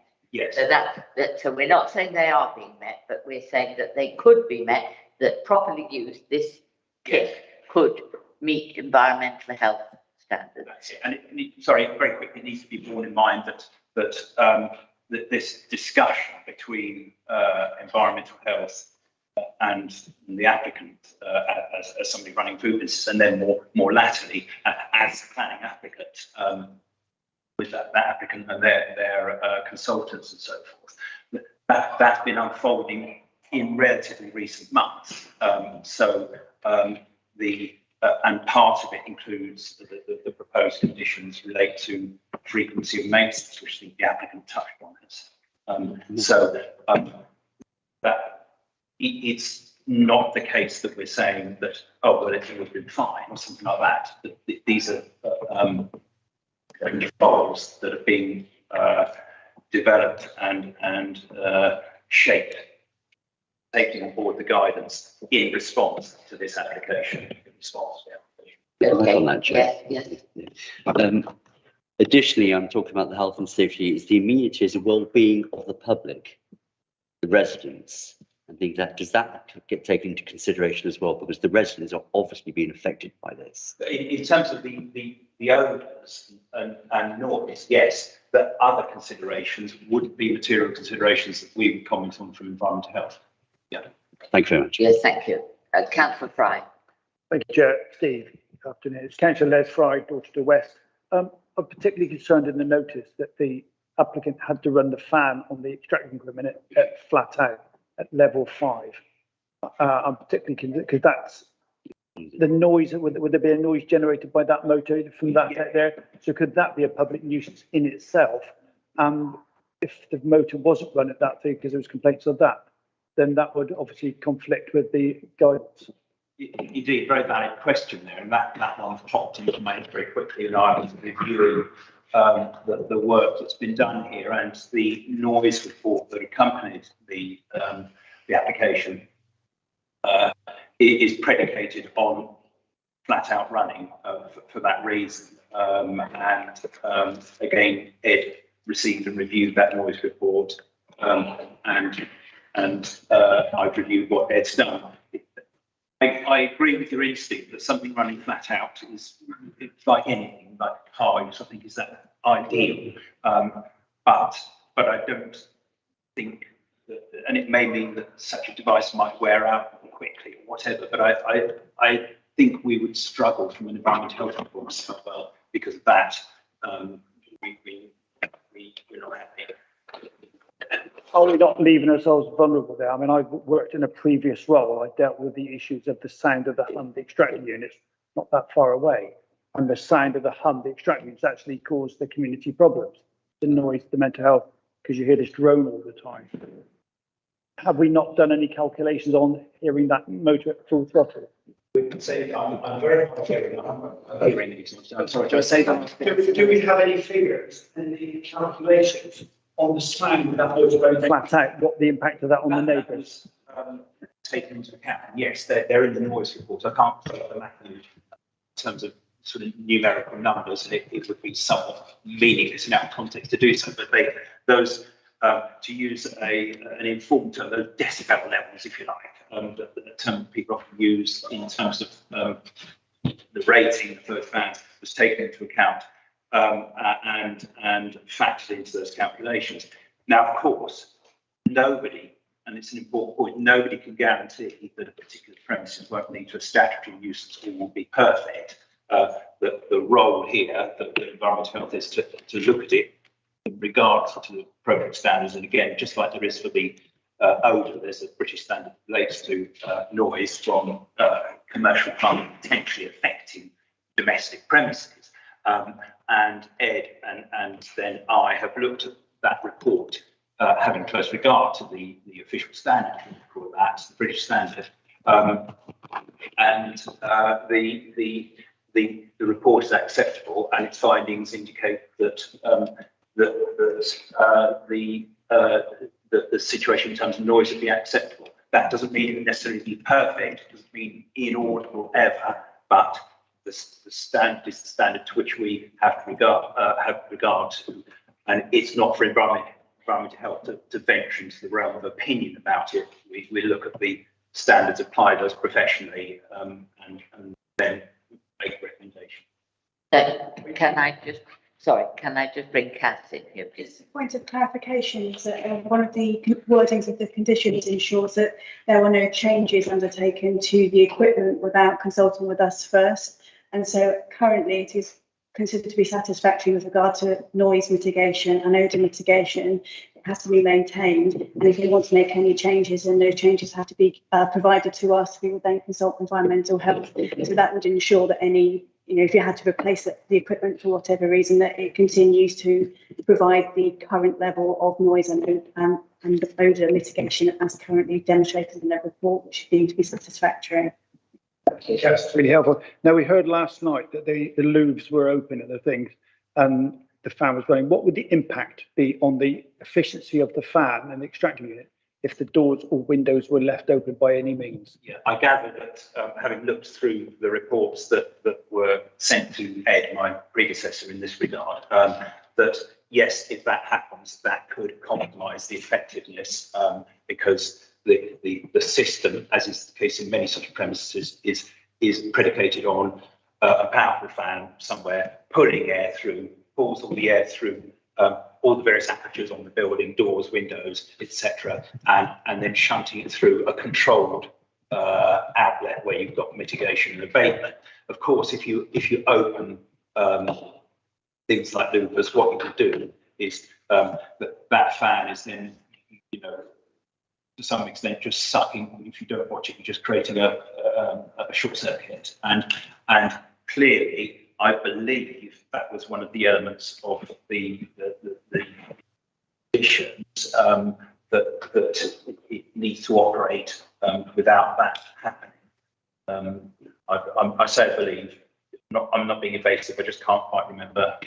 Hence my looking at Cass. But it is fair to say important that the system is run as the ventilation engineers intended it to, and a critical part of that is doors and windows are left open.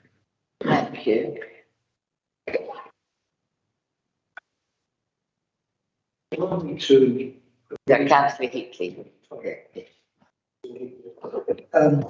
were we to agree this application, it seems to me that we would have potentially two systems of control operating. We would have the conditions that are in this permission, but also the whole apparatus of environmental health, which continues and is not changed.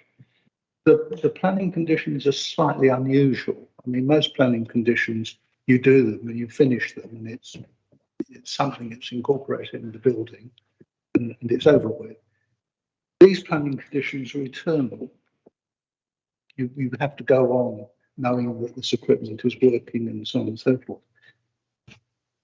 About a situation where you have two different regulatory regimes with two different people doing it, and sometimes things slip through the middle.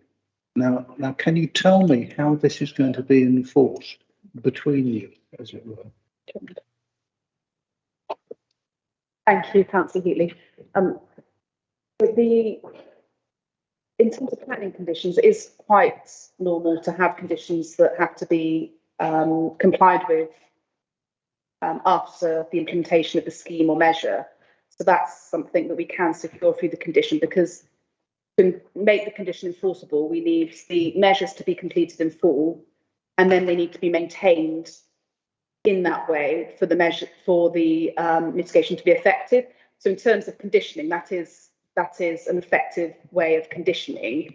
That does obviously rely on, if there are issues with it reported, that we have to then take action to make sure that those measures are in place. So that's the same with any condition. The environmental health legislation is separate from the planning legislation. So looking at a statutory nuisance is slightly different from looking at planning impacts and amenity impacts. So you need to be mindful of that. But we do inform our conditions through the advice and the specialist technical information from environmental health. So there's an overlap there, even though they're separate regimes, and that would still stand. So if the planning permission was granted with planning conditions, that wouldn't stop environmental health looking into statutory nuisance. And likewise, if we have planning conditions that were being breached or outside of environmental health control, it wouldn't stop us from looking at enforcing those conditions that were placed on a planning application. Any further questions for Darren? Yes. Just quickly add to that, the statutory nuisance role is literally that statutory. We have a statutory duty to respond to complaints, and that is totally irrespective of the planning regime. So if we get those complaints, but of course, when we get complaints, we will check and see if there are any relevant conditions, and if so, notify planning. So rather than falling between two stools, it's more a case those two stools overlap somewhat. Thank you. Councillor Ryder, any questions at this point? I don't think so, Chair. Thank you. Councillor Pothbury, Councillor Jones. Just a couple of bits and pieces, please. From some comments, was I led to believe, am I led to believe that the windows are open, therefore the fan or the extractor wasn't working? Or what I'm trying to say is it possible that the applicant had put the windows open and not actually put the extractor on? Is that possible?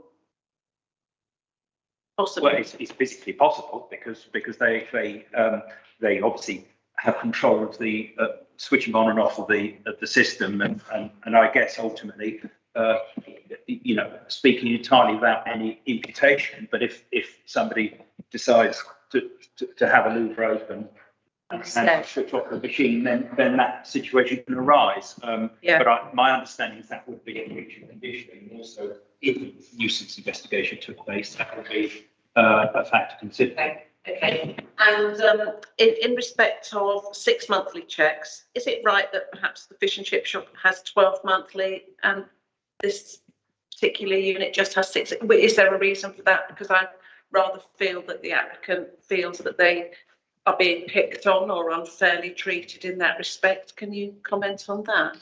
Yes, it's an understandable question to raise, and I think that because the environment here, as has been pointed out, is quite intimate, and because the standards that are required are deemed to have been met, but there are some militating factors that mean, if you like, that thresholds might be a bit closer than they would in certain other circumstances. But Ed was very keen to make sure that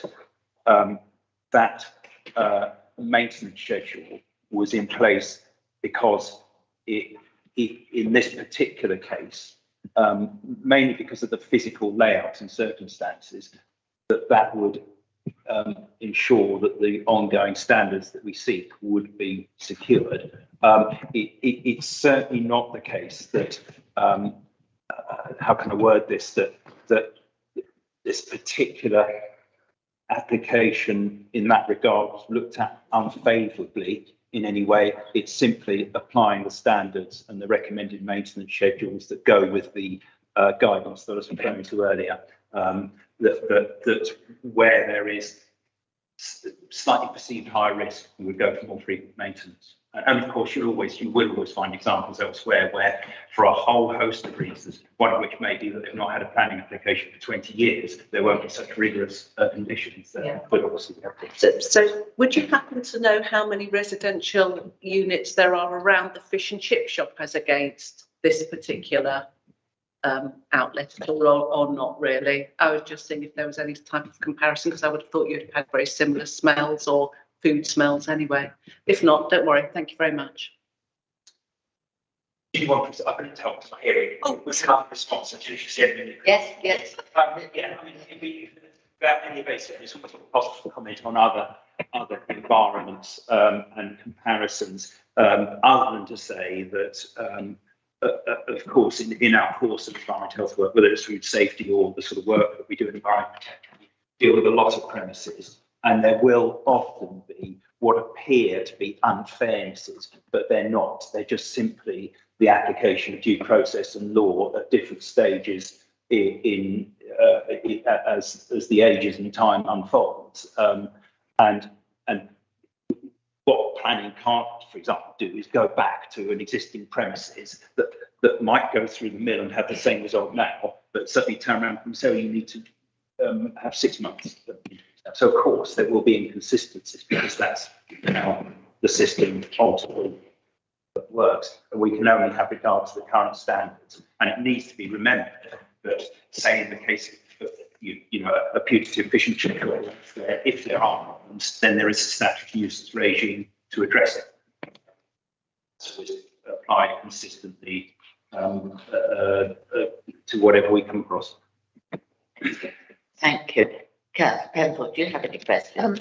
Yes. Could you tell me, would you consider that there's a greater footfall from a cafe to the hot food takeaway? Obviously, there would be a greater footfall with the takeaway to the cafe, or not? I simply wouldn't know, and from my field of expertise, would have no validity in commenting on it. Same with the president. Is that Councillor Price, further questions? It is. Yes. Cass, you've told us about that this is the conservation area, and the fact that the flue is going to be installed in there, it reduces less than significant harm.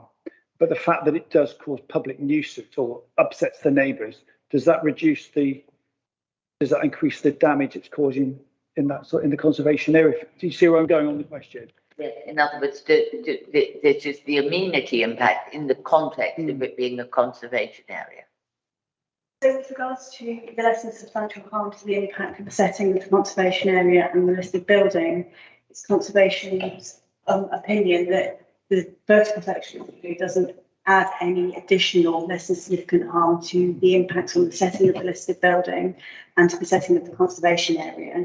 With regards to visual amenity and how it would make local residents feel is more to do with M16, which is about the quiet enjoyment of residential property. So it will be separate from M4, which is the heritage aspect. And just to be clear, could we have the next picture up? Much clearer, please, of the flue. And as I think I understood, the big boxes of the flue, that has the correct listed building permission in place. Yes, the horizontal. So in terms of the conservation area, the extra thing is the extra chimney. All the rest of it already has them. So while there is not the necessary planning, that presumably was for when it was a pizza.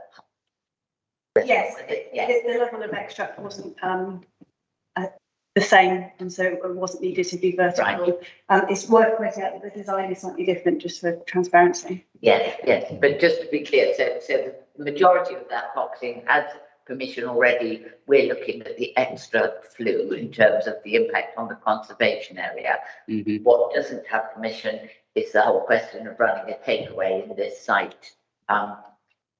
Yes. And any further questions, or does someone want to start the discussion on this? Yes, Les. Councillor Price. Thank you. Councillor Les, I brought to the West. This application bothers me a bit, particularly when I hear about the road issues, the parking, the lines. We have a situation in Dorchester and Ison Way, outside a couple of takeaways where there is double yellow lines, almost a situation similar to this, but in a quiet, slightly quieter area. The police will not ticket this. There's no threat, risk or harm involved in parking on double yellow lines, so they're not interested.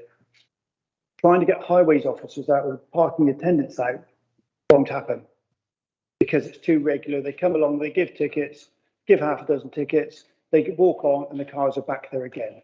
So you can forget that. If there's any way of controlling it, it isn't through the police or the highways officers. So I have huge trouble with this. I have sympathy with the occupants, the owners, because it looks like they've taken on a building and not been made aware of the restrictions on it. So I don't like this application, I'm afraid, at all. Anybody? Yes. I have to say we're in High Street, and High Street you expect to have your food outlets, whether they be cafes or fast food or whatever. It's not in the wrong place in that respect.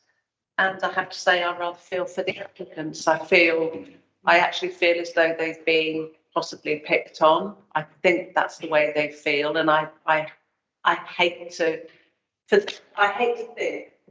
that they would feel that they were being picked on because they have come from somewhere else or they're starting a food outlet such as this. I feel for the applicants. That's all I'm saying. We all do, but could I just remind, because that's planning, it's hearsay, and it's actually not a material consideration. If we could try, because we've heard very emotional evidence, which we have heard and we have listened to, but very emotional evidence on both sides. But actually, the High Street, we're in the High Street. Try and keep the emotion out of it. We've got to make a hard-headed planning decision. And so I'm not contrary, but you're saying the High Street location. Thank you very much. Did I see it? Councillor Ryder. Linda Ryder, Gillingham Board. There's a lot of issues with this proposal, and we got to look at planning matters from a planning point of view.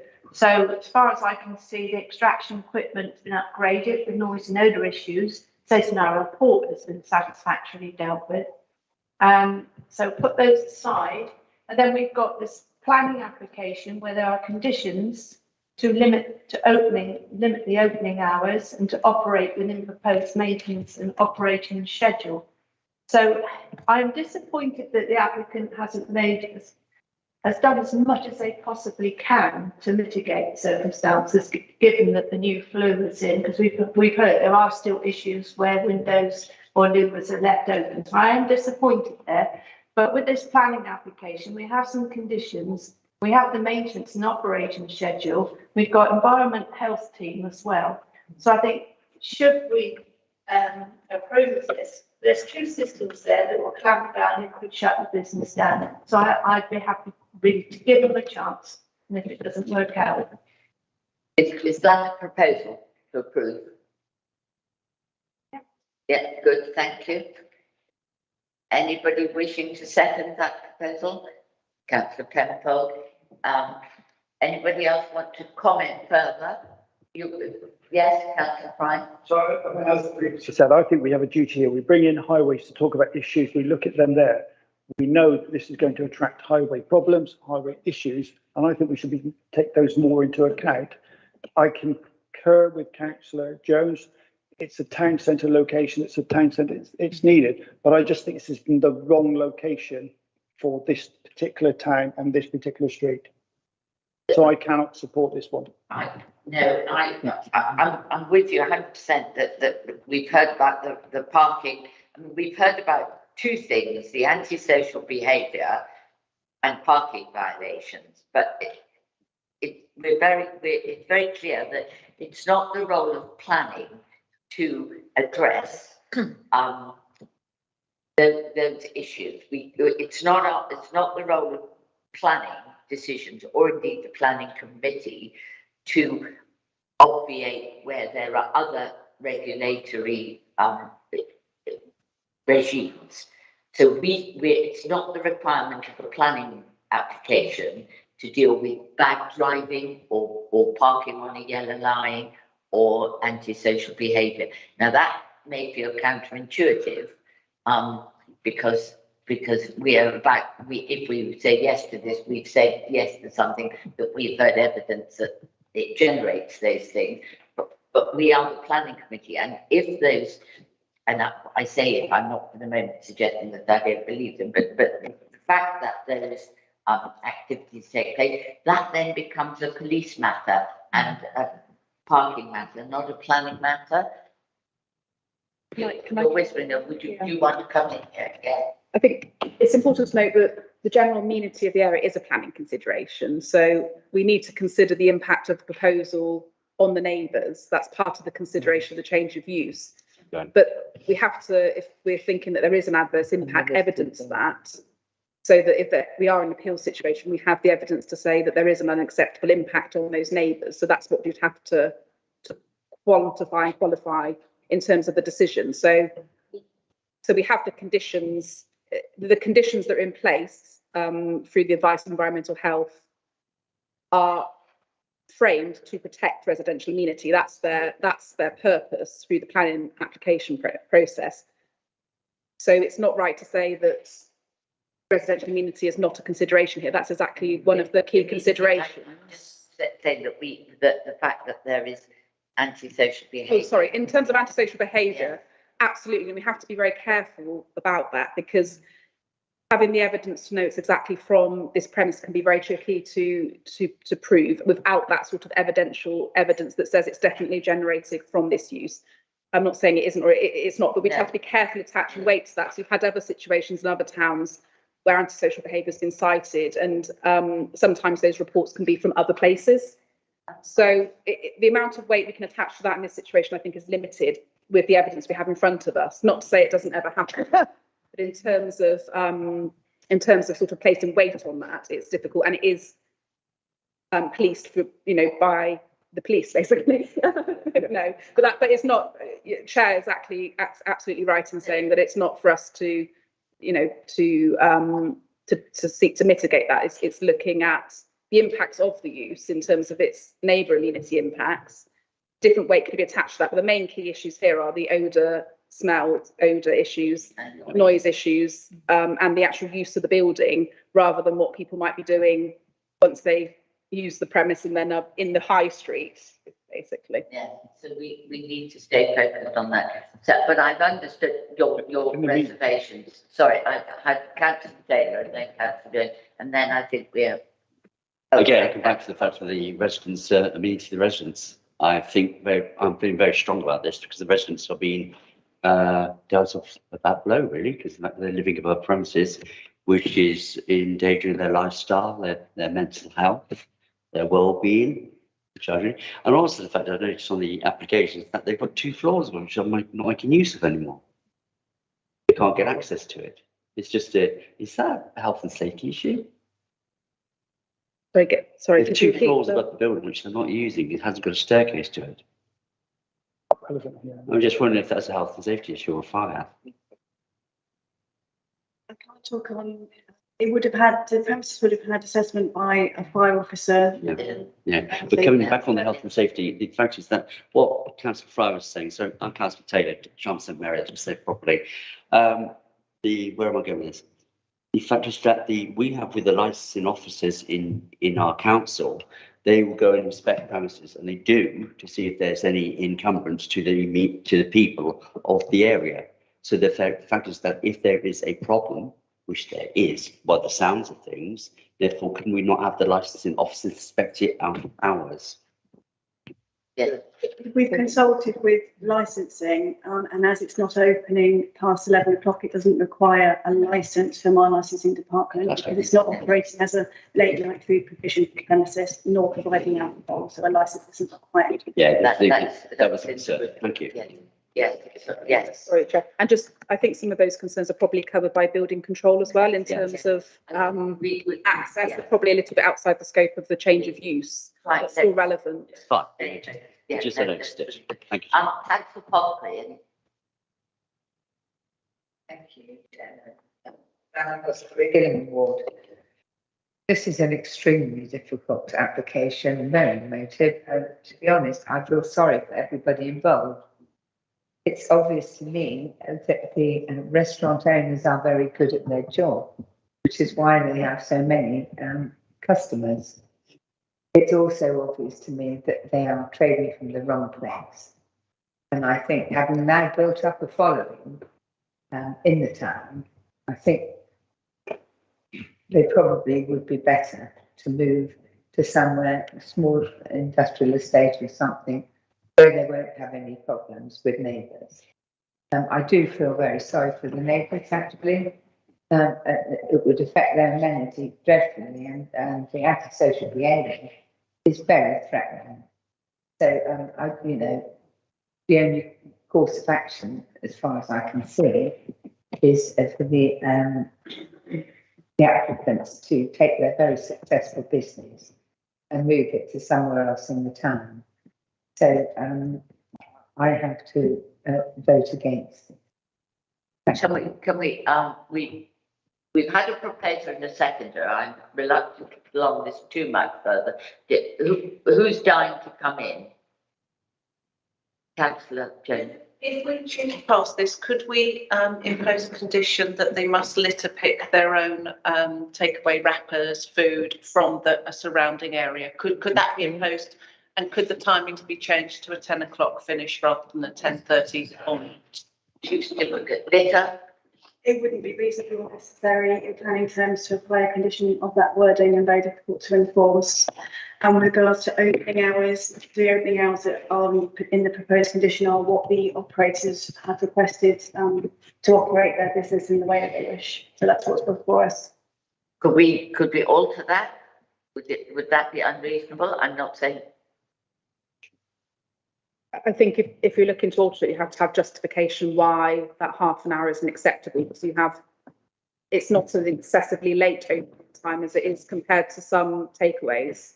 So I think you'd have to have some kind of reason to reduce those hours, because we do have takeaways that open until in other towns. It's a town centre use. So I think, in terms of where you'd expect this type of use to be, it is a town centre rather than somewhere more on the outskirts. Yeah, I mean, I would be reluctant to nibble away.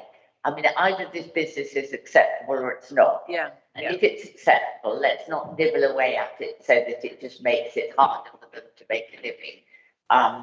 If we think that it's acceptable that they run this business from this premises, then we need to give them a fair wind, don't they, in their sails and not make it harder. But you have the choice to say that you actually don't think it's acceptable that the hot food takeaway is run from this premises. That option is before you. So we've had a proposer and a seconder. We haven't altered the conditions. So can I ask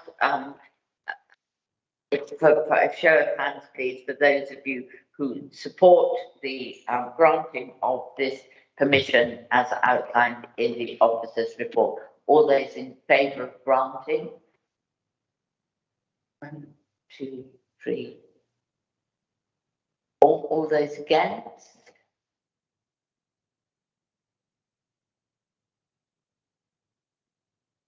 That is.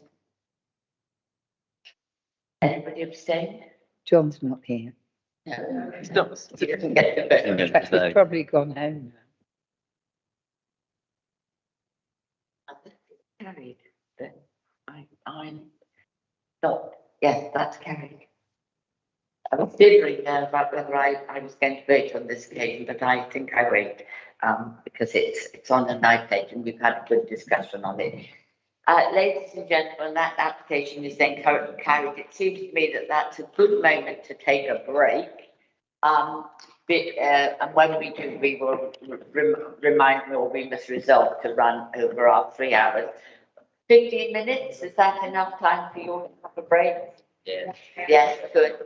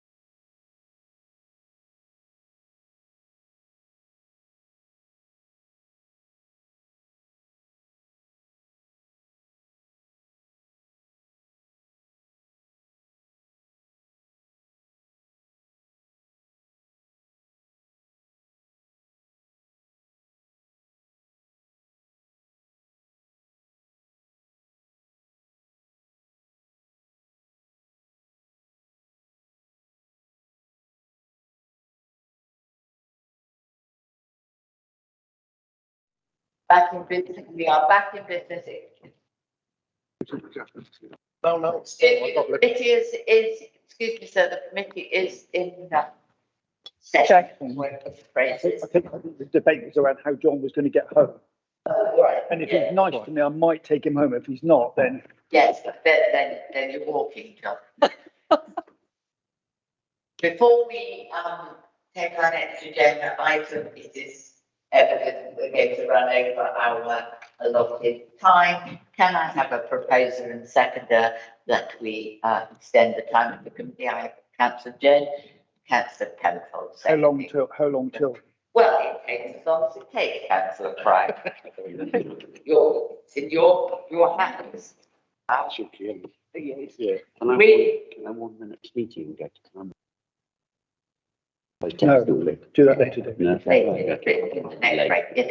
Right, agenda item 8P FUL 2022-03360. This is an application to convert the former Priory Hospital in sometime known as Shottsworth House in Blandford to 16 flats.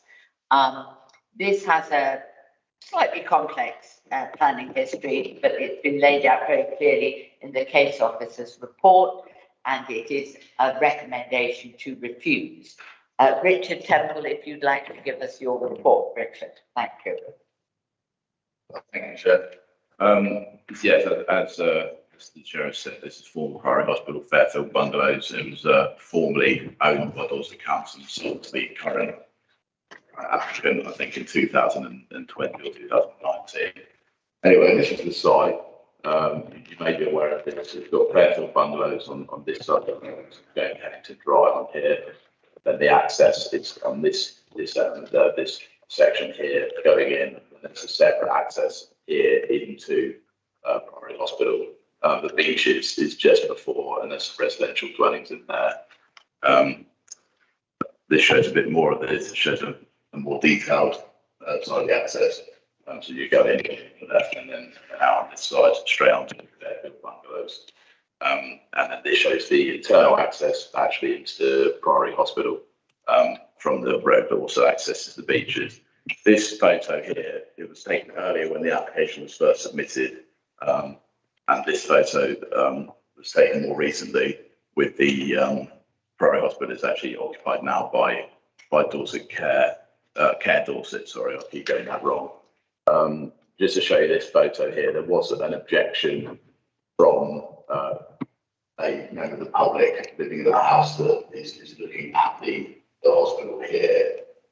This is from the ground floor. They objected to basically overlooking from these windows at the top here into their house, even though the overlooking would be, it's addressed in the report, it would be the same as what it is now, but I thought that was a good view to show you one of the issues that was raised early on in the application process. Just to make you aware of Care Dorset, this is the current occupier of the property. Care Dorset provides short-term care for people being discharged from hospital at Shottsworth House. This is the name they use, but we're using Priory Hospital. The service is called Reablement. They currently have 12 bedrooms available for this service. This supports a wider health and social care system across Dorset. Reablement services help people to regain their independence and confidence after incident / a hospital stay, and sometimes can also be used to avoid admission. Generally, people are discharged from hospital to home, but if this can't happen for any reason, they may be discharged with a Reablement bed for some extra small support before being well and safe to go home. These are the main issues I thought I'd just go over. The principal development, basically the proposal would be for loss of the current C2 use. The company provides much needed accommodation mainly for older people leaving hospital, and it would not be outweighed by the benefit of 16 open market dwellings. Result in the loss of the clearly viable care employment use that is currently used. As Reablement care and not result in an increase in jobs, such would be contrary to policy. Therefore, the development is basically unacceptable in principle. Other issues to address: scale, design, impacts, and character and appearance. There's very few changes externally to the building, so there's limited impact there. As touched on earlier, the impact on amenity and residential amenities is very slim. There's very few changes. There'll be no change to windows facing properties, no change in scale, and no visual impact in terms of overbearing impact, overshadowing or visual intrusion. In terms of the economic benefits and viability, there'll be job creation during construction, customer to local shops and facilities, council tax incomes, and the new homes bonus. The actual cost of retrofitting the current secure residential institution of this type to bring it up to building rate compliance of C3 use residential is really quite significant. Bringing free market residential of 16 dwellings unviable. Access to parking, 16 parking spaces are proposed, and 2 disabled spaces are already there, which is considered acceptable for a 16-unit residential scheme, and with additional site storage proposed. This is considered to be enough parking for development, meeting policy, and existing assets have to be safe, and there's no highway officer objection. In terms of impact on trees, the site will still have to be moved to protect the root protection zone of the nearest mature tree, and the tree officer is satisfied with the tree protection, and I'll put the report that's been submitted.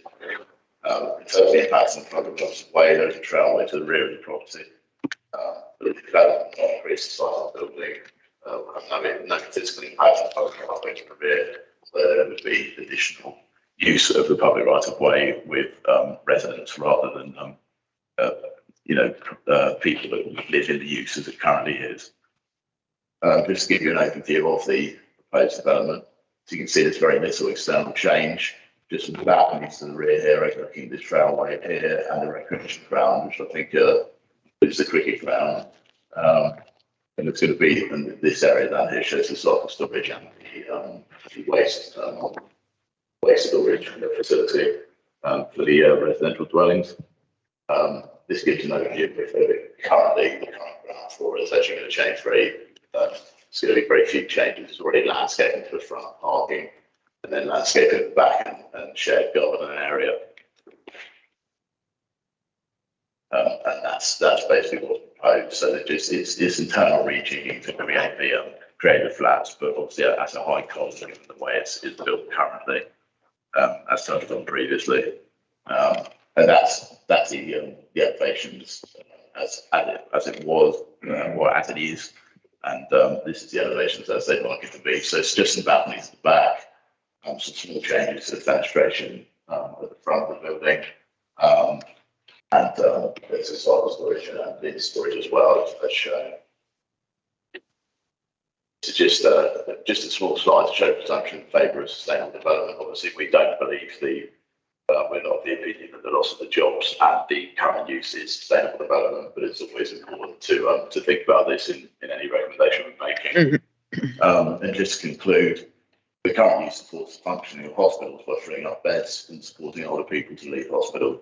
Thus supports the wider health and social care system across Dorset. The loss of the care facility would not be easily replaced. The development would result in a loss of clearly viable care use, given its current occupation for enabling care, would result in the loss of permanent jobs. Therefore, we contribute to policy 11 and 14 of the local plan, policy 3 of the plan for nature. Section 6 of the NPPF. Therefore, the application is considered development policy requirements if recommended for refusal. Thank you. Thank you very much indeed. If you were not wanting to speak, no, that's good. So we have no other speakers to this, so we can move straight to questions. Councillor Fry is very keen to ask the first question. I'm not going to ask a question. I've seen all I need to do. I'd like to propose refusal, please. You'd like to propose refusal. I've got Councillor Rideout seconding it. Right, we've had a proposal second. Does anyone like to say it? Sorry. Councillor Pothecary. I had a question. Yeah. And am I reading that there is absolutely no affordable housing? Yeah. Okay, thank you very much. Just checking. Any other questions, comments, anything at all? Yeah, It looks like Care Dorset only has a lease for 2 years. At the end of that 2 years, presumably the landlord will insist that Care Dorset vacates and then again, I guess. Is that right? Yeah, that is right. Basically, given the situation, as I said in the presentation, that the actual conversion of this facility into residential units wouldn't even be viable without any affordable housing rate contribution. Probably likely that they'll extend the lease. But yeah, that is the case, yeah. Thank you. Any other comments on this? Any other questions? We can move straight to a vote. And nice to have something this straightforward. All those in favour of refusal to this application as outlined. Any other contrary views? That is refused. Thank you very much. Oh, we're breaking the chair.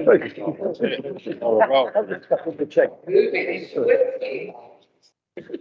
Yeah, just let Richard, Thanks, Anna. Thank you very much, ladies and gentlemen. We're moving on, but we might have to need to extend our meeting. Who knows? Agenda item 9, P, FUL 2022 0606. This is an application for an agricultural workers dwelling at Summerfield Farm in Stoke Forest. This application is before us for a number of reasons, not least is the fact that it's linked to a Dorset Council-owned farm. Jim Bennett, would you, Senior Planning Officer, would like to give us your report when you're ready? Thank you, Chair.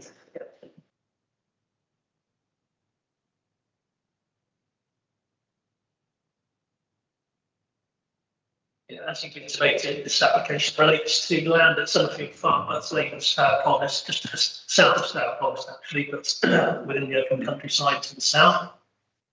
It's actually related to land in and around Summerfield Farm, including Stour Forest Dairy. The report that you will have seen has gone through the principle of development. A need has been established for an additional dwelling on this agricultural holding to assist with the day-to-day needs of running that operation. The scale, design and impact on the character and appearance of the area is considered to be acceptable. Impact on amenity, adjoining amenity is acceptable. It's access, parking and highway arrangements. The proposal relates to the formation of the dwelling indicated by the red dots in this location here, access from the B3092 via a track here. The applicant owns or farms land in this area here, but critically, the main dairy buildings are on the opposite side of the B3092, which has raised concerns from the Parish Council, considering it's been the site of the dwelling being poorly related to these buildings.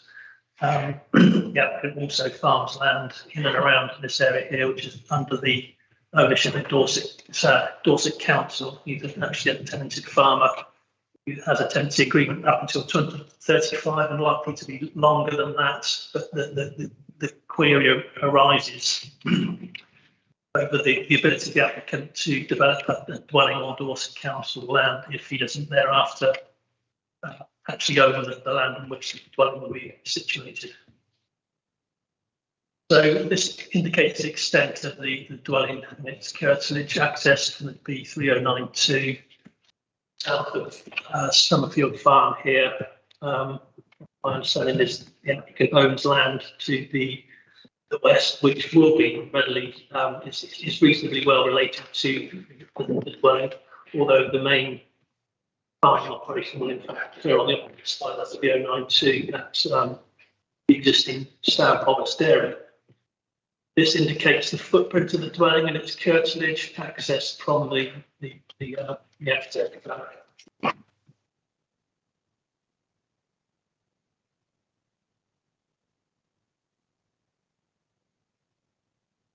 The elevation is quite traditional vernacular, considered to be acceptable in terms of its impact on the visual amenities of the area. Footprint of the dwelling is a 4-bed dwelling with habitable accommodation on the ground floor, bedrooms on the first floor. There's a single-storey carport and garage in this location, which is to provide ancillary accommodation for use by the occupiers. If you show a few photographs of the access track into the site from the main road. Again, the main road with the access, which is currently used for farming operations in relation to South Forest Dairy. The first 5 metres of this access track will be tarmac to prevent debris being carried onto the road, so that will be an enhancement in terms of its regular use. This is looking from the main road towards the site, so the end of the dwelling will actually, although it seems to be incurring into open countryside, it will actually be concealed behind these screen of vegetation, so it won't be highly prominent in visitors. Officers consider that it's appropriately sited in relation to its visual impact, as well as being appropriately sited in relation to the agricultural operation that it's intended to serve.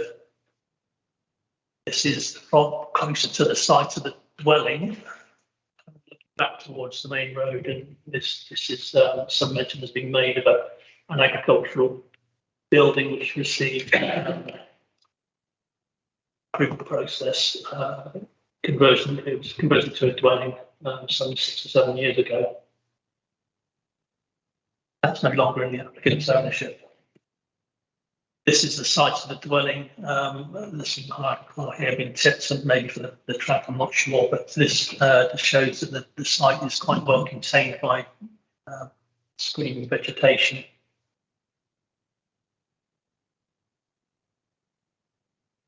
And the proposed site with screening vegetation around it. Some photographs provided by the applicant to show the scale of the operation at South Forest Dairy, so that there's quite a sizable herd and sizable group of buildings within the holding, which is used on a daily basis. So, in conclusion, the location is considered to be acceptable and reasonably related to the agricultural holding it will serve. Its design and general appearance is acceptable to the development plan. The recommendation is therefore to grant, subject to conditions, but also the addition of the following condition, which is outlined here, which relates to the integral garage and carport that I pointed out, just to prevent those being converted into habitable accommodation, which would result in a dwelling which is much larger than would normally be prepared to permit for an agricultural worker dwelling. So, is proposed to you. So, that concludes the presentation. Thank you very much.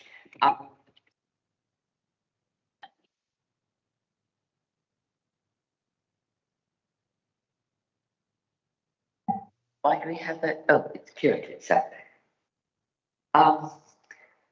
It's disconcerting, that little noise. We hear next from the applicant, Mr. Trowbridge, and then after that from Stars Parish Council. So, Mr. Trowbridge, if you'd like to come and sit in the hot seat.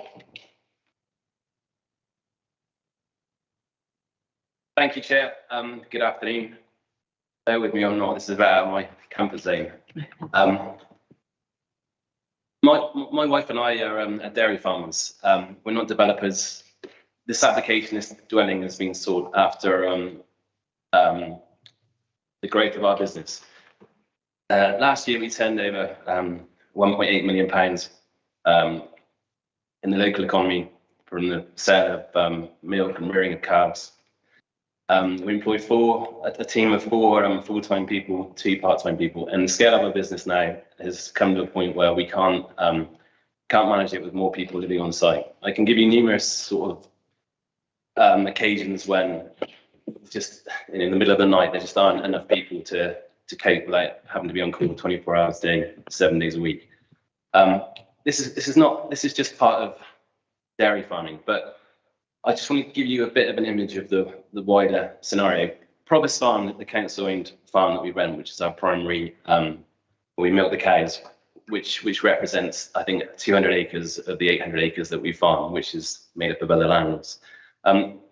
the council owned farm, they did have 4 dairy farms in the village of Stour Provost. 3 of them have been sold off in the early 2000s, and the land's all been amalgamated at Provost Farm, which had good access, didn't interfere with the with the people living there. And those houses have been turned into residential houses, and they're an asset to the village, but it has led to a shortage of decent accommodation near to where the cows are. We milk a large number of cows on the face of it, but really we don't. There are no more cows in Stour Provost than there were 30 years ago. They're just all with us. Nationally, when I was growing up, there were 30,000 dairy farmers. There are now 7,500 in the country. This is just what happens in terms of economies of scale and such like. This is how it is. We just need people on site to manage the care of our animals. I think it's been brought up about the length of tenancies on our that support our business, and I feel I need to evidence the longevity that we have. You might or might not be aware of Baroness Kate Rock's report on farm business tenancies last year, when she was commissioned to address the problems that we faced.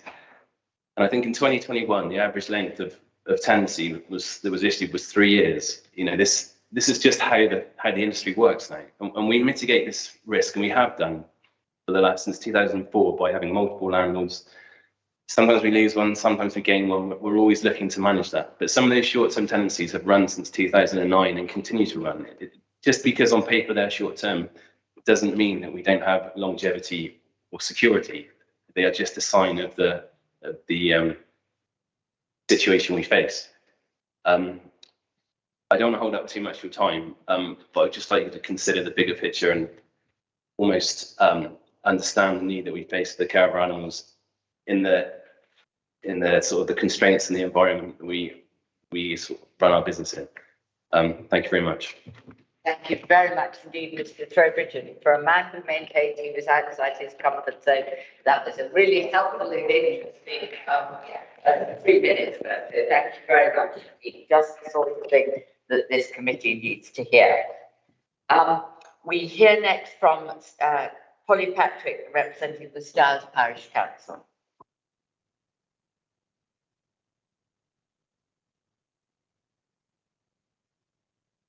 So, thank you for hearing from me. I'm on the Stowers Parish Council, but for the Stour Provost Ward, and I'm speaking as a parish councillor, but also I'm representing views of local residents.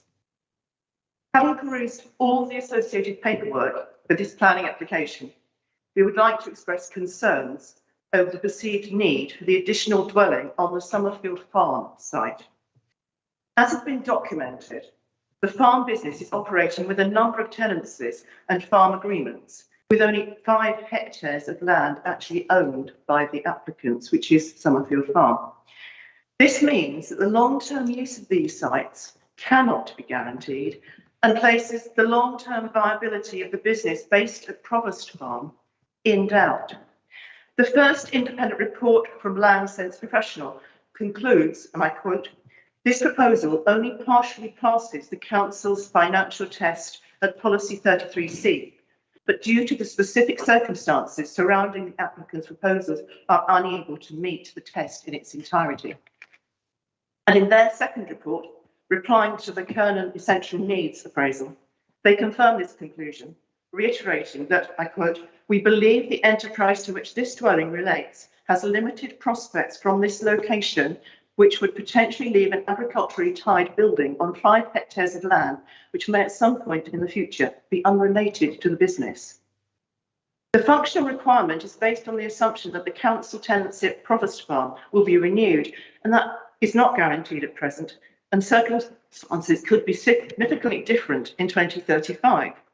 If not renewed, the proposed dwelling and the existing dwelling will be serving a holding of only 5 hectares. The site of the proposed dwelling is not at Provost Farm, where most of the activity takes place, but on the other side of the B3092 road between Gillingham and Marnell. The other land used by the business is in neighbouring villages, Mopcombe, Sturminster Newton, Stour Row and Fife Magdalen, as documented in the Kernow appraisal. And so the herd manager would not have immediate oversight of all the cattle in their care from this proposed site. Policy 33D states that permission should only be granted if, I quote again, the functional need could not be fulfilled by any other means. We believe it is important to explore other options before decisions are made regarding this application. For example, houses are being built targeting local workers and businesses within the vicinity of the land used by this dairy business, and these would provide flexibility for business as it changes. Policy 33F, the siting of the dwelling, is not close, well related to the farm complex and is in an exposed position. This raises our second concern, the proposed siting of the farm workers' dwelling, as it is quite remote, outside the current settlement envelope, and projects into the sensitive dark sky area of the Stour Valley countryside. Normally, new dwellings proposed in sensitive countryside, such as this location along the Stour Valley, are accompanied by a landscape appraisal or a landscape and visual impact assessment carried out by a qualified landscape architect. You've had your 3 minutes. It's vital to inform all decision makers. In conclusion, finally, first of all, we do not believe that this planning application meets all the criteria set out in Policy 33 of the North Dorset Local Plan. This is supported by independent agricultural reports. Secondly, a professional landscape appraisal or a landscape and visual impact assessment should be completed on the visual effect of the dwelling before the application is determined. And finally, if the planning committee is minded to approve this application, then an agricultural occupancy clause and dark sky preservation clause should be included in the conditions. Thank you. Thank you very much. Thank you.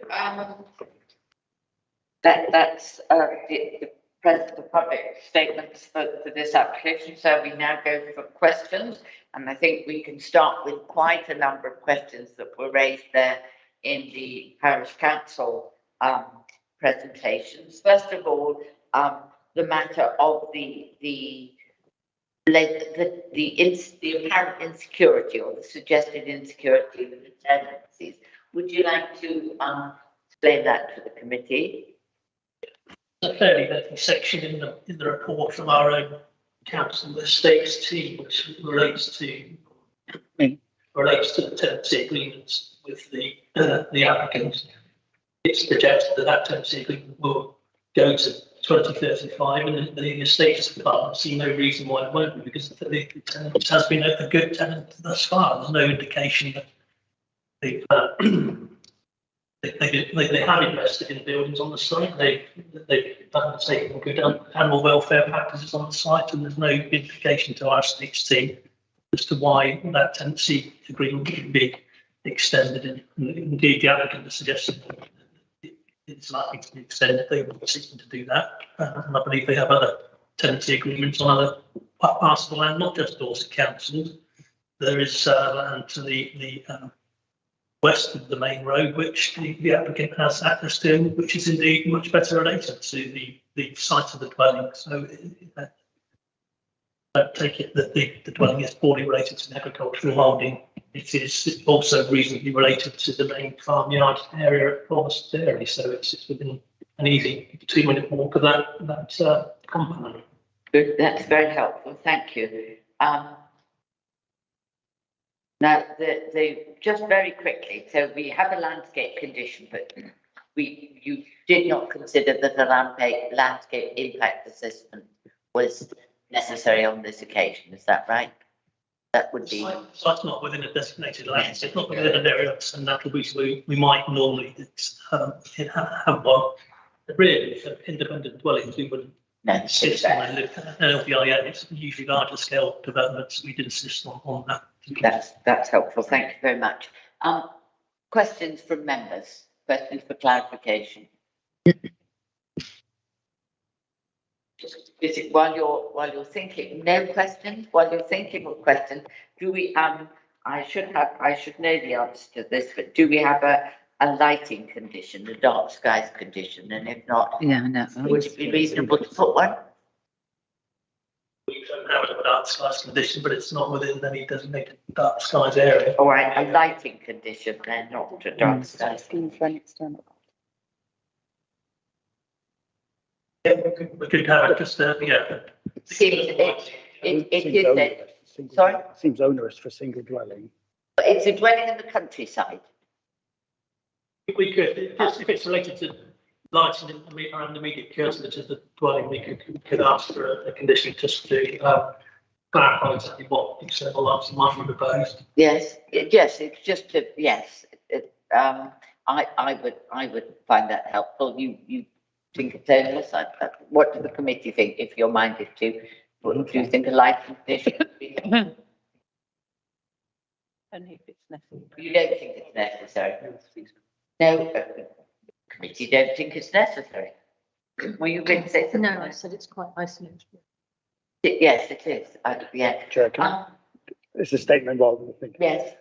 I'm Councillor Leslie, Dorchester West. I speak as a former dairy farmer on a 400-acre rented farm, and I lived in a tenanted cottage a mile from the farm. There is a need for agricultural people to live close by the business for the welfare and care of animals. Travel distance doesn't concern me because it's near the buildings there. Staff accommodation for key workers such as farmers is really rare to find. It's very difficult to get the right house in the right place accessible. Do you want to get up at 4:30 in the morning to travel many miles or work late nights? That's very difficult. There was a mention there of Baroness Kate Rocks, and I was involved in that review of farming and tenants farmer. And tenants farming at the moment is a threat. Yes. The whole thing, there is a problem. The issue of building the house on their 5 acres, I get the question about the 5 acres. But we were on tenants farm, and would you build a house at your expense on somebody else's land? Don't think so. So I see this, and condition 6 is agriculture tied, my understanding of that. Yes. Confirm that. So I have no problems at all in proposing this, to recommend this for accepting. Yeah, absolutely. We've had a proposal and a second, though. That's helpful. I mean, you're absolutely right. The condition 6 is the key. It's a and in the unlikely but unfortunate event that it ended up with this property just attached to its 5 acres, it would have to come back to this or a future committee to have the agricultural side removed. And I don't think we would want to say no to this on the off chance that event might happen. Councillor Postlethwaite. Thank you, Val Postlethwaite, Gillingham Ward. I was looking at, in fact, 6, the permission 6, sorry. Yes. You know what it's condition 6. I think it's very loose. Am I allowed to say that? I just think it's sort of everybody but the postman, sort of.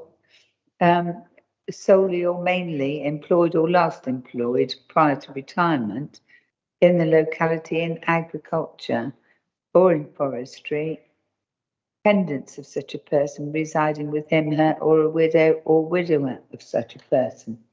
Seems to me to be extremely broad condition. And I'd be very happy to support this application if we could just tighten that condition up a bit. Thank you. Can I ask, is that standard wording or yes? Standard wording. Is it? Yes. Okay, it's the standard wording, Councillor. What bit of it don't you like? The fact that it's just too general, I think. Because if we pick it apart, Okay. person solely or mainly, well, because many people who work in agriculture don't only work in agriculture, employed or last employed prior to retirement. Are you going to make them leave if they retire? Retirement. That's farm workers' cottages. In agriculture. Well, look, I just feel it's a bit open season. I'm trying to allay the fears of the residents of Stour Provost, actually, because it's a generally thought thing. Oh, well, you know, let's get a house built in the open countryside and we'll have an agricultural tie put on it. And we all know how often we get applications to remove agricultural ties.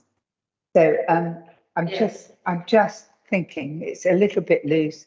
I congratulate the farmer. He's obviously doing well, working damn hard.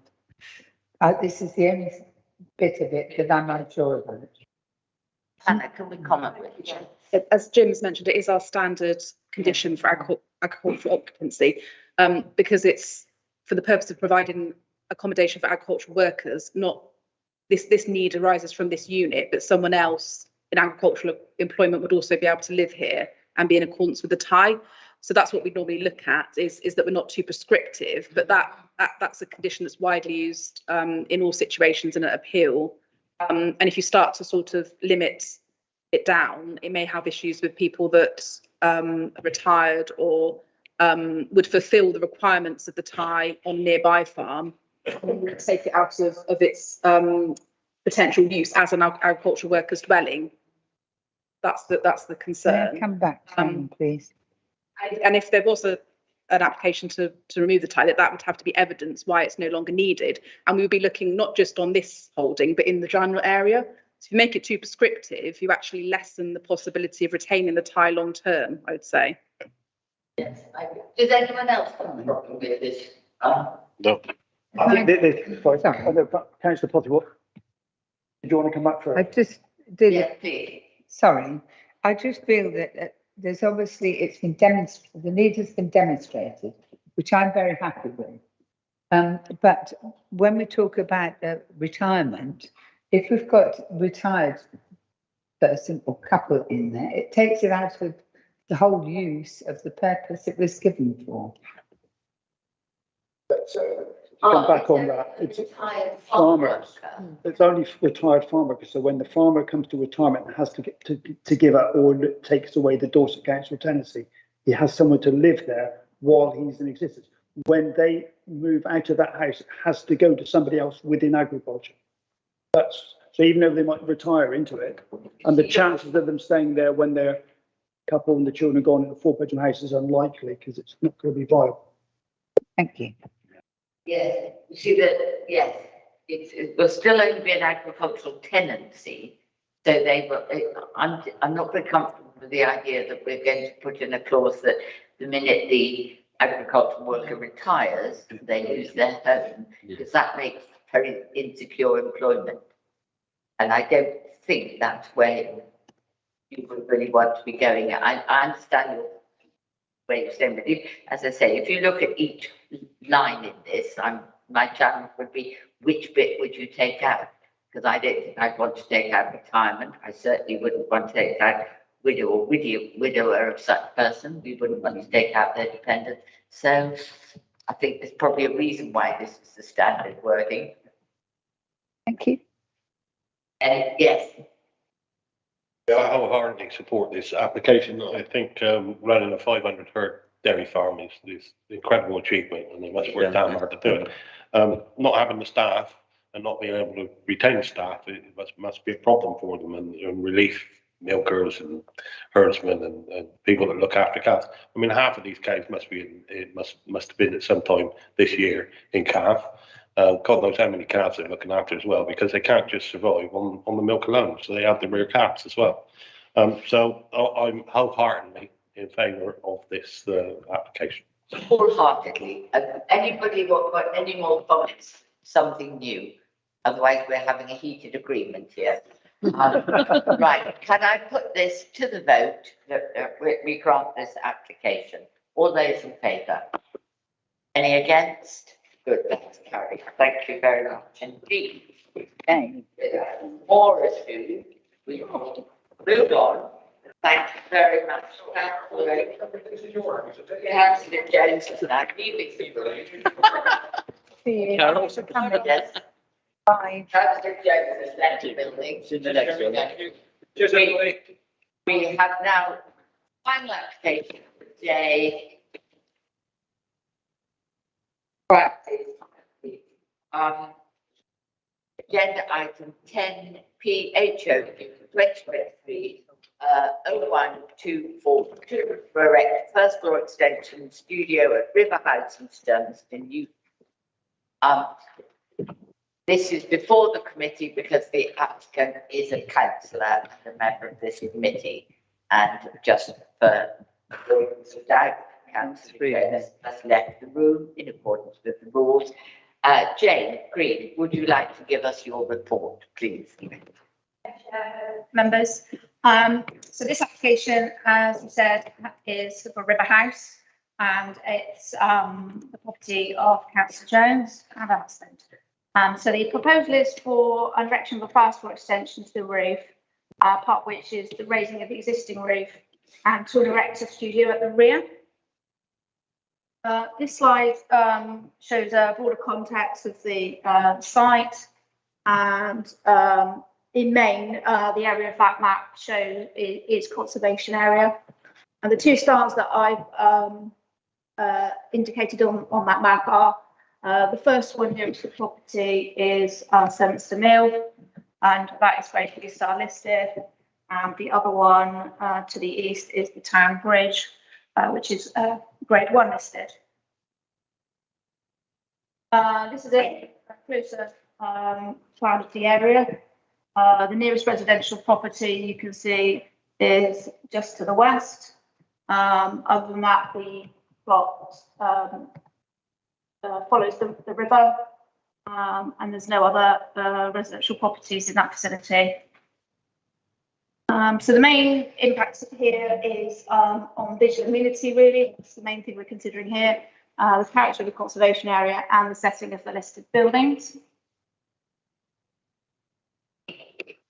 So there will be some slides here that just kind of shows its visual impact in the wider area. So that's a slide taken from just across the river of the property, and you can just see Millbank, which is the residential property to the right there, which is the nearest property to the application property. This one was taken from the footpath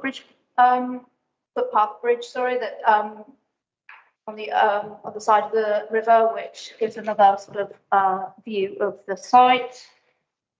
And this one is a bit further away, crossing the Town Bridge, and I'm walking up to Bridge Street with, there's a small residential road called Durrant, and that's kind of the wider view of the property, which, as you can see, is well screened and sort of sits amongst the trees and the landscape beyond. So the property is obviously a contemporary property. These are the existing elevations. And the proposal seeks to add a gable onto the, if you look at that northeast elevation in the middle, I'll just use my pointer. Put it on that screen. Sure. Disappointing. That's good.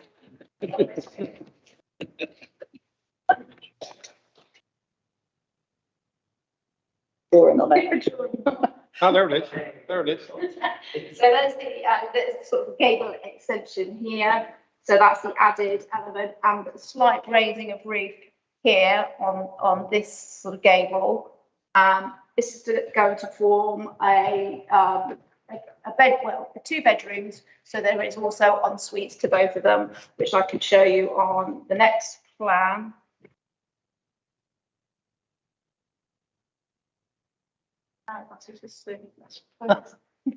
So here in the middle here, you can you might be able to just see that there's the gable here is going to accommodate 2 ensuite bathrooms, one for this bedroom here and one for this bedroom here. And if I go back, I just didn't mention the small lean-to studio building that is proposed also as part of the plans here. As you can see, it's kind of not very small and just sort of set on that elevation there. So my summary and recommendations are: there's no objection in principle to the extension to the existing dwelling house. A similar extension has already been approved on the site, but not implemented. Given the position of the existing properties, it's not considered to be a residential amenity. Considering the contemporary design of the property and the proposed design and material of the extensions, not as if there's significant harm to residential amenity. And the main consideration really for the spacing and between the listed mill building and the intervening landscape screening affords interruptions to the intervisibility between the property and the mill building, and the grade 1 listed town bridge would result in no material adverse impact on the character, appearance and setting of the listed building, this mill building and the listed town bridge beyond. So the recommendation is to grant subject to conditions set out in the officer report. In summary, the main ones there are materials, details to be submitted, given the sensitive landscape, and biodiversity mitigation plan that's in accordance with that. In previous applications, bat roofs were evident. There wasn't in this particular application on the most recent survey, but obviously care needs to be taken to ensure that that's complied with. Thank you. Thank you very much indeed. I've had yes, Councillor Fry. I like what I say. I like to recommend proposals, please. Good. Were you about to second it? Second. Thank you very much. Does anyone want to comment on this, ask any questions? I don't want to rush you to a vote, but if nobody has anything to say, then we will move to vote. All those in favour? Any against? Any abstentions? One question, why do we not have a site visit? See that, yeah? Look, Yes. see that. Ladies and gentlemen, you'll be pleased to know that we have no urgent items and no exempt business, so I am closing the meeting at 5:15. Thank you very much.